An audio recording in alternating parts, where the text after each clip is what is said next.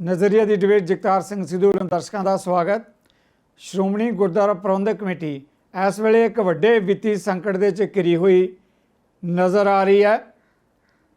ਸਵਾਲ ਇਹ ਪੈਦਾ ਹੁੰਦਾ ਕਿ ਸਿੱਖਾਂ ਦੀ ਮਿੰਨੀ ਪਾਰਲੀਮੈਂਟ ਵਜੋਂ ਜਾਣੀ ਜਾਂਦੀ ਸ਼੍ਰੋਮਣੀ ਗੁਰਦੁਆਰਾ ਪ੍ਰਬੰਧਕ ਕਮੇਟੀ ਕੀ ਕਰੋਨਾ ਮਹਾਮਾਰੀ ਦੇ ਮੱਦੇਨਜ਼ਰ ਇਹ ਸੰਕਟ ਖੜਾ ਹੋਇਆ ਜਾਂ ਪ੍ਰਬੰਧ ਦੇ ਅੰਦਰ ਕੁਝ ਖਾਮੀਆਂ।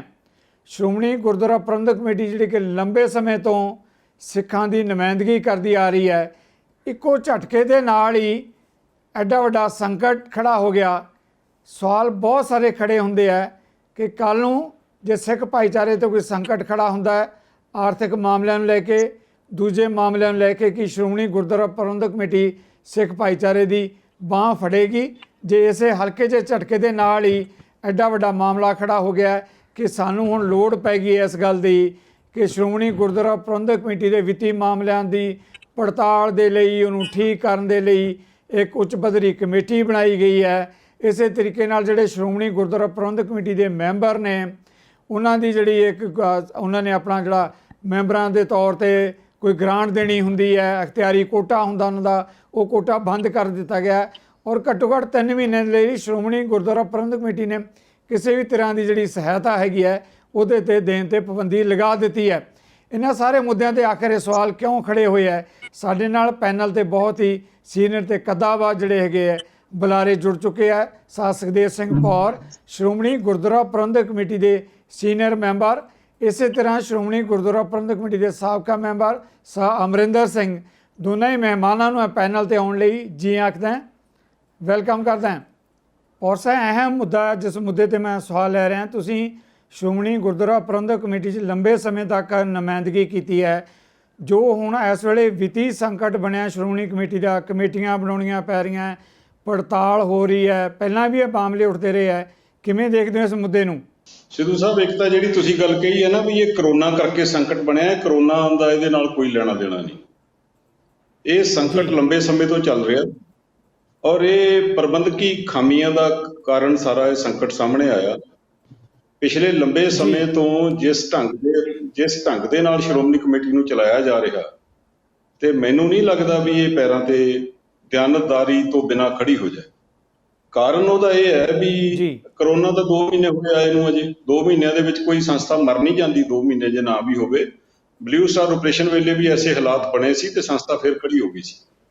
ਹੁਣ ਵੀ ਪੰਥ ਇਹਨੂੰ ਖੜੀ ਤਾਂ ਕਰੇਗਾ, ਪਰੰਤੂ ਜਿਹੜੀਆਂ ਪ੍ਰਬੰਧਕਾਂ ਦੀਆਂ ਨਲਾਇਕੀਆਂ ਨੇ ਉਹ ਉਹਨਾਂ ਨੂੰ ਸੁਧਾਰਨੀਆਂ ਪੈਣਗੀਆਂ। ਮਿਸਾਲ ਦੇ ਤੌਰ ਤੇ ਮੈਂ ਦੱਸਣਾ ਚਾਹੁੰਦਾ, ਸ਼੍ਰੋਮਣੀ ਗੁਰਦੁਆਰਾ ਪ੍ਰਬੰਧਕ ਕਮੇਟੀ 30 ਦੇ ਕਰੀਬ ਕਾਲਜ ਚਲਾ ਰਹੀ ਹੈ ਔਰ 60 ਦੇ ਕਰੀਬ ਇਹਨਾਂ ਦੇ ਸਕੂਲ ਨੇ, ਪਬਲਿਕ ਸਕੂਲ ਨੇ, 2 ਇੰਜੀਨੀਅਰਿੰਗ ਕਾਲਜ ਨੇ, 2 ਯੂਨੀਵਰਸਿਟੀਜ਼ ਨੇ, 2 ਮੈਡੀਕਲ ਕਾਲਜ।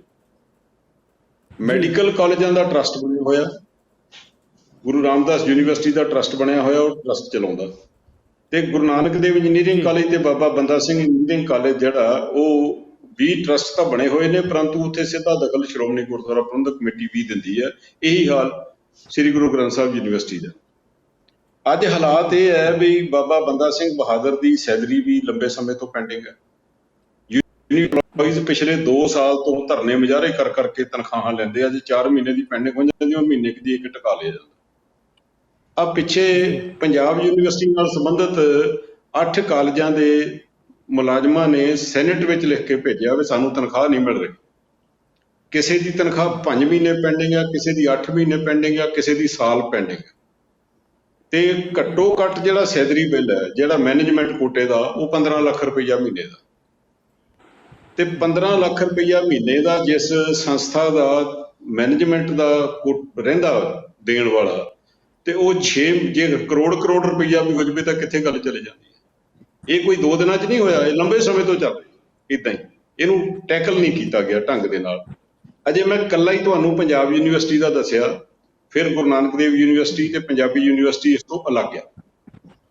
ਔਰ ਮੈਨੂੰ ਜਿੰਨੀ ਕੁ ਸਮਝ ਹੈ ਸ਼੍ਰੋਮਣੀ ਗੁਰਦੁਆਰਾ ਪ੍ਰਬੰਧਕ ਕਮੇਟੀ ਦੀ, ਤੁਸੀਂ ਮੈਨੂੰ ਕਿਹਾ ਵੀ ਤੁਸੀਂ ਲੰਬਾ ਸਮਾਂ ਨੁਮਾਇੰਦਾ ਰਹੇ ਹੋ, ਮੈਂ ਹੁਣ ਵੀ ਨੁਮਾਇੰਦਾ ਹੀ ਹਾਂ, ਕਿਉਂਕਿ ਮੈਂ ਨਾ ਤਾਂ ਸ਼੍ਰੋਮਣੀ ਗੁਰਦੁਆਰਾ ਪ੍ਰਬੰਧਕ ਕਮੇਟੀ ਵਰਗੀ ਸੰਸਥਾ ਨੂੰ ਮਰਦੀ ਦੇਖਣਾ ਚਾਹੁੰਦਾ, ਤੇ ਨਾ ਹੀ ਮੈਂ ਕਦੀ ਮਤਲਬ ਕੋਈ ਸੁਧਾਰ ਕਰਨ ਦੀ ਗੱਲ ਤਾਂ ਕਹੀ ਹੈ। ਜਦੋਂ ਨਹੀਂ ਸੁਣਦਾ ਕੋਈ, ਫਿਰ ਆਪਣੀ ਆਵਾਜ਼ ਵੀ ਬੁਲੰਦ ਕਰਨ ਦੀ ਕੋਸ਼ਿਸ਼ ਕੀਤੀ। ਅੱਛਾ ਹੁਣ ਜੀ, ਤੁਸੀਂ ਇਹ ਬਿਲਕੁਲ ਦੇਖੋ ਬਈ 4-5 ਕਾਲਜ ਨੇ ਜਿਹੜੇ ਤਨਖਾਹ ਦੇ ਸਕੇ ਪਿਛਲੇ ਦਿਨਾਂ 'ਚ। ਮੈਂ ਨਾਂ ਲੈ ਕੇ ਦੱਸ ਦਿੰਦਾ। ਇੱਕ ਮੈਂ ਖਾਲਸਾ ਕਾਲਜ ਪਟਿਆਲਾ, ਇੱਕ ਮਾਤਾ ਗੁਜਰੀ ਕਾਲਜ ਫਤਿਹਗੜ੍ਹ ਸਾਹਿਬ, ਇੱਕ ਸ੍ਰੀ ਗੁਰੂ ਤੇਗ ਬਹਾਦਰ ਸਾਹਿਬ ਖਾਲਸਾ ਕਾਲਜ ਅਨੰਦਪੁਰ ਸਾਹਿਬ, ਇੱਕ ਗੁਰੂ ਨਾਨਕ ਕਾਲਜ ਬੁਢਲਾਡਾ। ਬਾਕੀ ਕਾਲਜਾਂ ਦੀ ਹਾਲਾਤ ਐਸੀ ਹੈ ਵੀ ਉਹ ਘੱਟੋ ਘੱਟ 6-6 ਮਹੀਨੇ ਉਹਨਾਂ ਦੀ ਸੈਲਰੀ ਪੈਂਡਿੰਗ। ਤੇ ਆ ਜਿਹੜਾ ਅੰਮ੍ਰਿਤਸਰ ਸਾਹਿਬ ਦੇ ਸਕੂਲ ਨੇ ਉਹਨਾਂ ਨੇ ਪਿੱਛੇ ਰੌਲਾ ਪਾਇਆ, ਮੀਡੀਆ 'ਚ ਵੀ ਆਇਆ, 6-6 ਮਹੀਨੇ ਦੀ ਸੈਲਰੀ ਪੈਂਡਿੰਗ ਸੀ। 15-15 ਲੱਖ ਰੁਪਈਆ ਉਹਨਾਂ ਦਾ ਪੇ ਬਿੱਲ ਹੈ ਮਹੀਨੇ ਦਾ। ਤੇ ਉਹ ਹੋਇਆ ਕਿ ਉਹਨਾਂ ਨੂੰ 1 ਮਹੀਨੇ ਦੀ ਤਨਖਾਹ ਦੇ ਕੇ ਟਿਕਾ ਲਿਆ ਗਿਆ। ਅੱਛਾ ਫਿਰ ਗੁਰੂ ਨਾਨਕ ਦੇਵ ਯੂਨੀਵਰਸਿਟੀ ਹੈ, ਗੁਰੂ ਨਾਨਕ ਦੇਵ ਅਕੈਡਮੀ ਹੈ ਬਟਾਲੇ, 15-16 ਲੱਖ ਰੁਪਈਆ ਉਹਦਾ ਸੈਲਰੀ ਬਿੱਲ ਹੈ। ਤੇ ਮੇਰਾ ਖਿਆਲ ਹੈ ਵੀ 6 ਮਹੀਨੇ ਉੱਥੇ ਤਨਖਾਹ ਦਿੱਤੀ। ਕਰੋਨਾ ਤਾਂ ਹੁਣ ਆਇਆ, ਇਹ ਪਹਿਲਾਂ ਕੀ ਹੁੰਦਾ ਰਿਹਾ। ਅੱਛਾ ਇਹਦੇ ਨਾਲ ਹੀ ਜੇ ਗੁਰਦੁਆਰਾ ਪ੍ਰਬੰਧ ਦੀ ਗੱਲ ਕਰ ਲਈ ਤਾਂ ਮੈਂ ਅਕੈਡਮਿਕ ਗੱਲ ਕੀਤੀ ਪੌਰ ਸਾਹਿਬ ਮੈਂ ਦੂਜੇ ਪਾਸੇ ਜੀ ਪੌਰ ਸਾਹਿਬ ਗੁਰਦੁਆਰਾ ਪ੍ਰਬੰਧਕ ਸਰ ਗੁਰਦੁਆਰਾ ਪ੍ਰਬੰਧਕ ਜਿਹੜੇ ਮਾਮਲੇ ਹੈਗੇ ਉਹਨਾਂ ਉੱਤੇ ਵੀ ਮੈਂ ਗੱਲ ਕਰਾਂਗਾ, ਪਰ ਛੋਟਾ ਜਿਹਾ ਮੈਂ ਇੱਕ ਸਵਾਲ ਲੈ ਕੇ ਅਮਰਿੰਦਰ ਜੀ ਵੇਟ ਕਰ ਰਿਹਾ, ਮੈਂ ਅਮਰਿੰਦਰ ਜੀ ਤੋਂ ਵੀ ਇਸ ਮੁੱਦੇ ਤੇ ਕੁਐਸਚਨ ਲਵਾਂਗਾ। ਤੁਸੀਂ ਬਿਲਕੁਲ ਇਹ ਗੱਲ ਕਹਿ ਰਹੇ ਹੋ ਕਿ ਕਰੋਨਾ ਮਹਾਮਾਰੀ ਕਰਕੇ ਨਹੀਂ ਹੋਇਆ, ਪਰ ਜੋ ਸ਼੍ਰੋਮਣੀ ਗੁਰਦੁਆਰਾ ਪ੍ਰਬੰਧਕ ਕਮੇਟੀ ਨੇ ਮੀਡੀਆ ਨੂੰ ਬਿਆਨ ਜਾਰੀ ਕੀਤਾ ਹੈ ਉਹਦੇ 'ਚ ਉਹਨਾਂ ਨੇ ਇਹੀ ਲਿਪਾਪੋਚੀ ਕੀਤੀ ਹੈ ਕਿ ਕਰੋਨਾ ਮਹਾਮਾਰੀ ਕਰਕੇ ਸੰਕਟ ਦਾ ਸਾਹਮਣਾ ਪੈ ਰਿਹਾ ਹੈ ਤੇ ਸਾਨੂੰ ਜਿਹੜਾ ਹੈਗਾ ਇਸ ਮਾਮਲੇ ਦੇ ਉੱਤੇ ਜਿਹੜਾ ਹੈਗਾ ਛਾਣਬੀਣ ਕਰਨੀ ਪੈ ਰਹੀ ਹੈ ਕਿ ਕਿਵੇਂ ਬਚਾਇਆ ਜਾ ਸਕਦਾ। ਮੈਂ ਬੇਨਤੀ ਦੇ ਤੌਰ ਤੇ ਸਰਦਾਰ ਅਮਰਿੰਦਰ ਸਿੰਘ ਹੋਰਾਂ ਤੋਂ ਵੀ ਖਿਮਾ ਮੰਗਦਾ ਹੋਇਆ ਮੈਂ ਚਾਹੁੰਦਾ ਵੀ ਪਹਿਲਾਂ ਬੇਸਿਕ ਜਿਹੜੀ ਗੱਲ ਹੈ ਨਾ ਤੁਹਾਡੇ ਸਾਹਮਣੇ ਰੱਖਾਂ ਤੇ ਫਿਰ ਉਹਦੇ ਤੇ ਕਮੈਂਟਸ ਲਏ ਜਾਣ। ਦੇਖੋ ਅੱਖ ਮੈਂ ਦੱਸ ਦਿੱਤਾ, ਠੀਕ ਹੈ। ਦੂਜਾ ਜਿਹੜਾ ਪੱਖ ਹੈ ਨਾ ਗੁਰਦੁਆਰਾ ਸਾਹਿਬਾਨਾਂ ਹੈ ਜੀ ਦਾ ਐਸਾ ਉਹ ਗੁਰਦੁਆਰਾ ਸਾਹਿਬਾਨਾਂ ਦੇ ਪ੍ਰਬੰਧ ਚਲਾਉਣ ਲਈ ਕੀ ਹੁੰਦਾ, ਇੱਕ ਪ੍ਰਬੰਧ ਸਕੀਮ ਹੁੰਦੀ ਹੈ, ਇੱਕ ਬਾਈ ਲਾਜ਼ ਹੁੰਦੇ ਆ, ਇੱਕ ਗੁਰਦੁਆਰਾ ਐਕਟ, ਤਿੰਨਾਂ ਦੇ ਹਿਸਾਬ ਨਾਲ ਕੰਮ ਚੱਲਦਾ। ਪ੍ਰਬੰਧ ਸਕੀਮ ਦੇ ਵਿੱਚ ਦੱਸਿਆ ਹੋਇਆ ਵੀ ਇੱਕ ਗੁਰਦੁਆਰੇ ਦੇ ਵਿੱਚ ਕਿੰਨੇ ਮੈਨੇਜਰ ਹੋਣਗੇ, ਕਿੰਨੇ ਉੱਥੇ ਅਕਾਊਂਟੈਂਟ ਹੋਣਗੇ, ਕਿੰਨਾ ਸਟੋਰ ਕੀਪਰ ਹੋਣਗੇ, ਕਿੰਨੇ ਮੁਲਾਜ਼ਮ ਹੋਣਗੇ, ਮੁਲਾਜ਼ਮਾਂ ਦੀ ਗਿਣਤੀ ਵੀ ਤੈਅ ਕੀਤੀ ਹੈ ਜੀ। ਤੇ ਹੁਣ ਤਾਂ ਦਰਬਾਰ ਸਾਹਿਬ ਦੇ ਮੈਨੇਜਰ ਹੀ ਨਹੀਂ ਗਿਣੇ ਜਾਂਦੇ, ਕਿੰਨੇ ਕੁ ਮੈਨੇਜਰ ਨੇ, ਕਿੰਨੇ ਐਡੀਸ਼ਨਲ ਮੈਨੇਜਰ ਨੇ, ਕਿੰਨੇ ਉਮੀਦ ਮੈਨੇਜਰ ਨੇ, ਕੋਈ ਗਿਣਤੀ ਕੋਈ। ਅੱਛਾ ਫਿਰ ਉਸ ਤੋਂ ਅੱਗੇ ਤੁਸੀਂ ਨਾ ਤਾਂ ਸੈਕਟਰੀਆਂ ਦਾ ਪਤਾ ਲੱਗਦਾ, ਐਡੀਸ਼ਨਲ ਸੈਕਟਰੀ ਕਿੰਨੇ ਨੇ ਉਹ ਵੀ ਲਿਖੇ ਹੋਏ ਨੇ ਵੀ ਇੰਨੇ ਐਡੀਸ਼ਨਲ ਸੈਕਟਰੀ ਚਾਹੀਦੇ ਆ, ਇੱਕ ਸੈਕਟਰੀ ਚਾਹੀਦਾ, ਇੰਨੇ ਡਿਪਟੀ ਸੈਕਟਰੀ ਚਾਹੀਦੇ, ਉਹ ਵੀ ਅਵਾਗੌਣ ਨੇ। ਤੁਸੀਂ ਹੈਰਾਨ ਹੋਵੋਗੇ ਵੀ ਦਰਬਾਰ ਸਾਹਿਬ 80 ਰਾਗੀ ਜਥੇ ਘੱਟੋ ਘੱਟ ਇਸ ਵੇਲੇ ਕੰਮ ਕਰ ਰਹੇ ਆ। 80 ਘੱਟੋ ਘੱਟ, ਵੱਧ ਹੋ ਸਕਦੇ ਆ, ਘੱਟ ਨਹੀਂ ਹੋ ਸਕਦੇ, ਜਦ ਕਿ ਪ੍ਰਬੰਧ ਸਕੀਮ ਮੁਤਾਬਕ 12 ਜਥਿਆਂ ਦੀ ਲੋੜ। ਇਹ ਸਿਰਫ ਸਿਫਾਰਿਸ਼ਾਂ ਪੂਰਨ ਦੇ ਲਈ ਉੱਥੇ, ਕਿਉਂਕਿ ਉੱਥੇ ਜਥੇ ਦੀ ਤਨਖਾਹ ਬਹੁਤ ਹੈ ਤੇ ਉੱਥੇ ਬੰਦੇ ਲਾ ਕੇ ਕਈਆਂ ਦੀ ਤਾਂ ਵਾਰੀ ਨਹੀਂ ਆਉਂਦੀ। ਤੁਸੀਂ ਜੇ 80 ਦੀ ਲਿਸਟ ਪੜ੍ਹ ਲਓ ਤੁਸੀਂ ਹੈਰਾਨ ਰਹਿ ਜਾਓਗੇ ਵੀ ਟੈਲੀਵਿਜ਼ਨ ਤੇ ਕਿੰਨੇ ਦੇਖਦੇ ਹੋ ਤੁਸੀਂ, ਰੋਜ਼ ਕਿੰਨੇ ਦੇਖਦੇ ਹੋ, ਨਜ਼ਰ ਹੀ ਨਹੀਂ ਆਉਂਦੀ। ਕਾਹਦੇ ਖੜੇ ਕੀਤੇ ਹੋਏ ਪ੍ਰਬੰਧ ਸਕੀਮ ਦੀ ਕਿਉਂ ਉਲੰਘਣਾ ਕੀਤੀ ਹੋਈ ਹੈ। ਪੌਰ ਸਾਹਿਬ ਤੁਸੀਂ ਬਹੁਤ ਵੱਡੀ ਗੱਲ, ਪੌਰ ਸਾਹਿਬ ਸੌਰੀ ਮੈਂ ਵਿੱਚੋਂ ਟੋਕ ਰਿਹਾ, ਤੁਹਾਨੂੰ ਇਸੇ ਮੁੱਦੇ ਤੇ ਮੈਂ ਗੱਲ ਲੈਣੀ ਚਾਹੁੰਦਾ ਹਾਂ। ਤੁਸੀਂ ਬਹੁਤ ਵੱਡੀ ਗੱਲ ਕਹਿ ਰਹੇ ਹੋ ਕਿ ਵੀ ਇੰਨੇ ਜਥੇ ਜਿਹੜੇ ਹੈਗੇ ਆ ਜਿਨ੍ਹਾਂ ਦੀ ਵਾਰੀ ਨਹੀਂ ਆਉਂਦੀ ਆਪਣਾ ਸੇਵਾ ਕਰਨ ਦੇ ਲਈ ਜਿਹੜੀ ਹੈ, ਇਹ ਤਾਂ ਫਿਰ ਇਹ ਹੋਇਆ ਕਿ ਜਿਸ ਤਰ੍ਹਾਂ ਸਰਕਾਰਾਂ ਦਾ ਪ੍ਰਬੰਧ ਨਾਕਸ ਹੋ ਗਿਆ ਹੁੰਦਾ ਹੈ, ਉਹ ਤੋਂ ਵੀ ਵੱਡੀ ਪੱਧਰ ਤੇ ਨਾਕਸ ਹੋ ਗਿਆ ਸਿਸਟਮ ਸਾਰਾ। ਚਲੋ ਮੈਂ ਨਾ ਤੁਹਾਨੂੰ ਇੱਕ ਹੋਰ ਗੱਲ ਕਰਕੇ ਫਿਰ ਅੱਗੇ ਅਮਰਿੰਦਰ ਸਿੰਘ ਹੋਰੀ ਕਰਨਗੇ ਗੱਲ। ਦੇਖੋ ਗੁਰਦੁਆਰਾ ਪ੍ਰਬੰਧ ਹੈ ਕੀ ਚੀਜ਼ ਹੈ। ਇੱਕ ਗੁਰਦੁਆਰਾ ਜਿਹੜਾ ਨੋਟੀਫਾਈਡ ਹੈ, ਜਿਹੜਾ ਸ਼੍ਰੋਮਣੀ ਗੁਰਦੁਆਰਾ ਪ੍ਰਬੰਧਕ ਕਮੇਟੀ ਦੇ ਐਕਟ ਥੱਲੇ ਨੋਟੀਫਾਈਡ ਹੈ, ਉਹਦੀ ਆਮਦਨ ਦੇ ਵਿੱਚੋਂ ਕੁਝ ਫੰਡ ਸੈਂਟਰਲ ਪੂਲ ਵਿੱਚ ਜਾਂਦਾ ਹੈ ਜੀ। ਉਹ ਕੀ ਹੈ, ਧਰਮ ਪ੍ਰਚਾਰ ਫੰਡ ਹੈ, ਐਜੂ ਫੰਡ ਹੈ ਤੇ ਆਪਣਾ ਹੈਗਾ ਟਰਸਟ ਫੰਡ ਮੇਨਲੀ, ਬਾਕੀ ਛੋਟੇ ਛੋਟੇ 2-3% ਹੋਰ ਫੰਡ। ਤੁਸੀਂ ਹੈਰਾਨ ਹੋਵੋਗੇ ਵੀ ਇਸ ਵੇਲੇ ਮੋਰ ਦੈਨ 60% ਗੁਰਦੁਆਰਿਆਂ ਦੀ ਹਾਲਤ ਇਹ ਹੈ ਵੀ ਜੇ ਉਹ ਫੰਡ ਦੇ ਦੇਣ ਤੇ ਤਨਖਾਹ ਨਹੀਂ ਦੇ ਸਕਦੇ, ਤਨਖਾਹ ਦੇ ਦੇਣ ਤੇ ਫੰਡ ਨਹੀਂ ਦੇ ਸਕਦੇ। ਇਹ ਹੁਣ ਦੀ ਨਹੀਂ ਹੈ। ਬਾਦਲ ਸਾਹਿਬ ਦੇ ਜ਼ਿਲ੍ਹੇ ਦੇ ਵਿੱਚ ਇੱਕ ਗੁਰਦੁਆਰਾ ਬੜਾ ਇੰਪੋਰਟੈਂਟ ਗੁਰਦੁਆਰਾ ਟੂਟੀ ਗੰਢੀ ਸਾਹਿਬ, ਜਿਹਨੂੰ ਆਪਾਂ ਕਹਿੰਦੇ ਹਾਂ ਸ੍ਰੀ ਦਰਬਾਰ ਸਾਹਿਬ, ਸ੍ਰੀ ਮੁਕਤਸਰ ਸਾਹਿਬ, ਐਡਾ ਇੰਪੋਰਟੈਂਟ ਅਸਥਾਨ ਹੈ। ਉਹਦੇ ਫੰਡਾਂ ਦਾ ਬਕਾਇਆ ਕਰੋੜਾਂ 'ਚ ਪਿਆ ਤੇ ਉਸ ਨੂੰ ਉੱਥੇ ਮੁਲਾਜ਼ਮਾਂ ਦੀ ਗਿਣਤੀ ਪ੍ਰਬੰਧ ਸਕੀਮ ਤੋਂ ਕਈ ਗੁਣਾ ਵੱਧ ਚੱਲ ਰਹੀ ਹੈ, ਪਿਛਲੇ ਲੰਬੇ ਸਮੇਂ ਤੋਂ ਚੱਲ ਰਹੀ ਹੈ। ਅੱਛਾ ਕਈ ਵਾਰੀ ਉੱਥੇ ਲੰਗਰ ਦੀ ਬਣਾਉਂਦੀ ਆ ਤੇ ਲੰਗਰ ਪੀੜ ਬਾਬਾ ਬੁੱਢਾ ਸਾਹਿਬ ਤੋਂ ਕਣਕ ਤੇ ਦਾਲਾਂ ਜਾਂਦੀਆਂ ਰਹੀਆਂ। ਇਹ ਕੌਣ ਕਰ ਰਿਹਾ ਹੈ? ਜਦੋਂ ਆਪਾਂ ਰੋਕਾਂਗੇ ਹੀ ਨਹੀਂ, ਸਾਰਾ ਕੁਝ ਇਦਾਂ ਹੀ ਚੱਲੀ ਜਾਊਗਾ, ਮੇਰਾ ਜੀ ਇਹਨੂੰ ਛੇੜੋ ਨਾ ਜੀ, ਉਹਨੂੰ ਨਾ ਛੇੜੋ ਜੀ, ਇਹਨੂੰ ਨਾ ਛੇੜੋ, ਫਿਰ ਤੇ ਕੰਮ ਇਦਾਂ ਹੀ ਚੱਲੀ ਜਾਊ। ਇਹ ਕਰੋਨਾ ਦੀ ਮਾਰ ਨਹੀਂ, ਨਿਯਮਾਂ ਦੀ ਅਣਗਹਿਲੀ ਹੈ ਤੇ ਆਪਣੇ ਪ੍ਰਬੰਧਾਂ ਨੂੰ ਸੁਧਾਰਨ ਵਾਲੇ ਪਾਸੇ ਨਾ ਤੁਰਨ ਦੀ ਬਜਾਏ ਸਿਰਫ ਜੀ ਹਜ਼ੂਰੀਏ ਬਣ ਕੇ ਕੰਮ ਕਰਦੇ ਰਹਾਂਗੇ। ਤੇ ਇਹ ਤਾਂ ਕਰੋਨਾ ਨੇ 2 ਮਹੀਨੇ ਸਾਡਾ ਪਤਾ ਨਹੀਂ ਕੀ ਕੁਝ ਹੋਣਾ। ਜੀ ਪੌਰ ਸਾਹਿਬ, ਬਹੁਤ ਅਹਿਮ ਮਾਮਲਾ ਜਿਹਦੇ ਤੇ ਤੁਸੀਂ ਗੱਲ ਕਰ ਰਹੇ ਹੋ। ਅਮਰਿੰਦਰ ਜੀ ਕਾफ़ੀ ਦੇਰ ਦੇ ਇੰਤਜ਼ਾਰ ਕਰ ਰਿਹਾ ਹੈ। ਅਮਰਿੰਦਰ ਜੀ, ਇਸ ਮਾਮਲੇ ਤੇ ਪੌਰ ਸਾਹਿਬ ਜ਼ਿਕਰ ਕਰ ਰਹੇ ਹੈ। ਮੈਂ ਸ਼ੁਰੂ 'ਚ ਕਮੈਂਟਸ ਕੀਤੇ ਸੀਗੇ ਕਿ ਸ਼੍ਰੋਮਣੀ ਗੁਰਦੁਆਰਾ ਪ੍ਰਬੰਧਕ ਕਮੇਟੀ ਨੇ ਇੱਕ ਕਮੇਟੀ ਬਣਾਈ ਹੈ, ਵਿੱਤੀ ਮਾਮਲਿਆਂ ਨੂੰ ਲੈ ਕੇ ਸਾਰੇ ਪੜਤਾਲ ਕਰੇਗੀ ਕਿ ਕਿਸ ਤਰੀਕੇ ਨਾਲ ਨੁਕਸਾਨ ਹੋ ਰਿਹਾ ਹੈ, ਕਿਵੇਂ ਠੀਕ ਕੀਤਾ ਜਾ ਸਕਦਾ ਹੈ। ਔਰ ਕਮੇਟੀ 'ਚ ਮੈਂਬਰ ਵੀ ਉਹ ਹੈ ਜਿਹੜੇ ਪਹਿਲਾਂ ਹੀ ਸ਼੍ਰੋਮਣੀ ਗੁਰਦੁਆਰਾ ਪ੍ਰਬੰਧਕ ਕਮੇਟੀ ਦੇ ਪ੍ਰਬੰਧ ਦੇ ਵਿੱਚ ਸ਼ਾਮਲ ਹੈ, ਜਾਣੀ ਉਹੀ ਬੰਦੇ ਜਿਨ੍ਹਾਂ ਕਰਕੇ ਪ੍ਰਬੰਧ 'ਚ ਨਿਗਾਰ ਆਇਆ, ਉਹੀ ਹੁਣ ਜਿਹੜਾ ਹੈਗਾ ਦੇਖਣਗੇ ਕਿ ਕਿਵੇਂ ਪ੍ਰਬੰਧ ਨੂੰ ਠੀਕ ਕੀਤਾ ਜਾ ਸਕਦਾ ਹੈ। ਕੋਈ ਇਹ ਲਿਪਾ ਪੋਚੀ ਦੀ ਗੱਲ ਹੈ ਜਾਂ ਪ੍ਰਬੰਧ 'ਚ ਸੁਧਾਰ ਹੋਏਗਾ? ਅਮਰਿੰਦਰ ਜੀ ਦੇਖੋ ਸਿੱਧੂ ਸਾਹਿਬ, ਅਸੀਂ ਬੜੇ ਨਾਜ਼ੁਕ ਜੇ ਸਿੱਖ ਐਂਗਲ ਤੋਂ ਦੇਖਿਆ ਜਾਏ ਤਾਂ ਬਹੁਤ ਹੀ ਸੈਂਸਿਟਿਵ ਇਸ਼ੂ ਦੇ ਉੱਪਰ ਆਪਾਂ ਜੋ ਡਿਸਕਸ਼ਨ ਕਰ ਰਹੇ ਹਾਂ। ਤੇ ਜਿਵੇਂ ਪੌਰ ਸਾਹਿਬ ਨੇ ਪਹਿਲਾਂ ਸਾਰੀ ਗੱਲ ਐਲੈਬੋਰੇਟ ਕੀਤੀ ਹੈ, ਮੈਂ ਉਸ ਨੂੰ ਥੋੜਾ ਜਿਹਾ ਹੋਰ ਡਿਫਰੈਂਟ ਪਰਸਪੈਕਟਿਵ ਦੇ ਵਿੱਚ ਗੱਲ ਕਰਾਂਗਾ ਕਿ ਸ਼੍ਰੋਮਣੀ ਗੁਰਦੁਆਰਾ ਪ੍ਰਬੰਧਕ ਕਮੇਟੀ ਦੇ ਜਿਹੜੇ ਪ੍ਰਬੰਧਕ ਹੈ, ਜਾਂ ਆਪਾਂ ਉਹਨੂੰ ਜੇ ਕਲੀਅਰ ਮੈਂ ਗੱਲ ਕਰਾਂ ਤਾਂ ਸ਼੍ਰੋਮਣੀ ਅਕਾਲੀ ਦਲ ਜਿਹੜਾ ਹੈਗਾ ਉਸ ਨੇ ਆਪਣੀ ਜਿਹੜੀ ਪੋਲੀਟੀਕਲ ਲੜਾਈ ਹੈ ਉਹਦੇ ਵਿੱਚ ਸ਼੍ਰੋਮਣੀ ਗੁਰਦੁਆਰਾ ਪ੍ਰਬੰਧਕ ਕਮੇਟੀ ਨੂੰ ਝੋਕਿਆ ਤੇ ਅੱਜ ਅਸੀਂ ਤਾਂ ਇਹ ਸਾਰਾ ਕੁਝ ਦੇਖ ਰਹੇ ਹਾਂ। ਮਤਲਬ ਪੰਜਾਬ ਗਵਰਨਮੈਂਟ ਦੇ ਨਾਲ ਟੱਕਰ ਲੈਣ ਲਈ ਉਹਨੇ ਸ਼੍ਰੋਮਣੀ ਕਮੇਟੀ ਨੂੰ ਝੋਕਤਾ ਤੇ ਉਹਦਾ ਮਤਲਬ ਜਿਵੇਂ ਮਿਸਯੂਜ਼ ਕੀਤਾ ਜਾਂ ਉਹਨੂੰ ਆਪਾਂ ਕਹਿ ਦਈਏ ਉਹਨੂੰ ਪਲੰਡਰ ਕੀਤਾ ਗਿਆ ਕਿ ਵੀ ਕਿਸੇ ਤਰੀਕੇ ਦੇ ਨਾਲ ਸਰਕਾਰ ਨੂੰ ਠਿੱਬੀ ਆਪਾਂ ਕਿਵੇਂ ਲਾਣੀ ਹੈ ਵਿਰੋਧੀਆਂ ਦੀ ਨੂੰ, ਉਹਦੇ ਵਿੱਚ ਸਾਰੇ ਰਿਸੋਰਸਿਸ ਸ਼੍ਰੋਮਣੀ ਕਮੇਟੀ ਦੇ ਝੋਕੇ ਗਏ ਤੇ ਇਹ ਸਾਰੀ ਮਿਸਮੈਨੇਜਮੈਂਟ, ਵੱਧ ਬੰਦੇ ਭਰਤੀ ਕਰਨੇ, ਜਿਵੇਂ ਸਰਕਾਰ ਦੇ ਵਿੱਚ ਜਿਹੜਾ ਬੰਦਾ ਭਰਤੀ ਨਹੀਂ ਹੋਇਆ ਉਹ ਉਹਨਾਂ ਕੋਲ ਗਿਆ ਕਿ ਜੀ ਮੈਨੂੰ ਨੌਕਰੀ ਨਹੀਂ ਦਿੱਤੀ, ਉਹ ਕਹਿੰਦੇ ਚੱਲ ਤੈਨੂੰ ਨੌਕਰੀ ਅਸੀਂ ਇੱਥੇ ਦਾਂਗੇ, ਤੂੰ ਇੱਥੋਂ ਤਨਖਾਹ ਲੈਣੀ ਸ਼ੁਰੂ ਕਰ ਦੇ। ਸੋ ਇਹ ਸਾਰਾ ਕੁਝ ਜਿਹੜਾ ਵਾਪਰਿਆ ਤੇ ਅਜੇ ਦਿਨ ਤਾਂ ਆਇਆ ਕਿ ਵੀ ਐਡੇ ਵੱਡੇ ਪੱਧਰ ਤੇ 8-8 10-10 ਮਹੀਨੇ ਤੋਂ ਲੋਕੀ ਨਾਰੇ ਮਾਰ ਰਹੇ ਆ, ਕੋਰਟਾਂ ਦੇ ਵਿੱਚ ਘੁੰਮ ਰਹੇ ਆ ਕਿ ਸਾਨੂੰ ਤਨਖਾਹਾਂ ਨਹੀਂ ਦਿੱਤੀਆਂ ਜਾ ਰਹੀਆਂ। ਉਹ ਸਾਰਾ ਮਤਲਬ ਜਿਨ੍ਹਾਂ ਲੋਕਾਂ ਦੀ ਲੋੜ ਵੀ ਨਹੀਂ ਸੀ ਉਹ ਲੋਕੀ ਜਿਹੜੇ ਆ ਉਹਨਾਂ ਨੂੰ ਨੌਕਰੀਆਂ ਦਿੱਤੀਆਂ ਗਈਆਂ ਸਿਰਫ ਇਹ ਜਾਣ ਲਈ ਕਿ ਪੰਜਾਬ ਸਰਕਾਰ ਤੁਹਾਨੂੰ ਨਹੀਂ ਅਕਮੋਡੇਟ ਕਰ ਸਕਦੀ ਤੇ ਅਸੀਂ ਕਰਾਂਗੇ, ਅਸੀਂ ਮੀਨਸ ਕਿ ਬਈ ਅਕਾਲੀ ਦਲ ਕਰੇਗਾ। ਸੋ ਇਸ ਤਰੀਕੇ ਦੇ ਨਾਲ ਜਿਹੜੀ ਮਿਸਮੈਨੇਜਮੈਂਟ ਹੋਈ ਹੈ ਉਹਦਾ ਨਤੀਜਾ ਇਹ ਆਇਆ। ਤੇ ਦੂਜੀ ਗੱਲ ਭੌਰ ਸਾਹਿਬ ਨੇ ਕੀਤੀ ਦਰਬਾਰ ਸਾਹਿਬ ਦੇ ਵਿੱਚ ਬਈ 80 ਰਾਗੀ ਇੱਥੇ ਰੱਖੇ ਹੋਏ ਆ ਜਿਨ੍ਹਾਂ ਦੀਆਂ ਮੋਟੀਆਂ ਤਨਖਾਹਾਂ ਹੈਗੀਆਂ। ਇਹ ਖਾਲੀ ਇਹਦਾ ਇੱਕ ਅੱਖ ਹੈ। ਜੇ ਆਪਾਂ ਉਸਦੇ ਰਿਲੇ ਨੂੰ ਦੇਖੀਏ, ਗੁਰਬਾਣੀ ਦੇ ਰਿਲੇ ਦੇ ਰਾਈਟਸ ਜਿਹੜੇ ਹੈਗੇ ਉਹ ਵੀ ਉਸੇ ਪਾਰਟੀ ਕੋਲ ਹੈਗੇ ਆ ਜਿਹਨੇ ਸਾਰੇ ਰਾਗੀ ਭਰਤੀ ਕੀਤੇ ਆ। ਉਹੀ ਪਾਰਟੀ ਰਿਲੇ ਵੀ ਕਰ ਰਹੀ ਹੈ ਕਿ ਉਹ ਕਿਸੇ ਨੂੰ ਰਿਲੇ ਦੇ ਰਾਈਟ ਵੀ ਨਹੀਂ ਦੇ ਰਹੀ। ਉਹਨਾਂ ਦਾ ਆਪਣਾ ਟੀਵੀ ਚੈਨਲ ਹੈ, ਉਸੇ ਦੇ ਉੱਪਰ ਗੁਰਬਾਣੀ ਰਿਲੇ ਹੋਏਗੀ।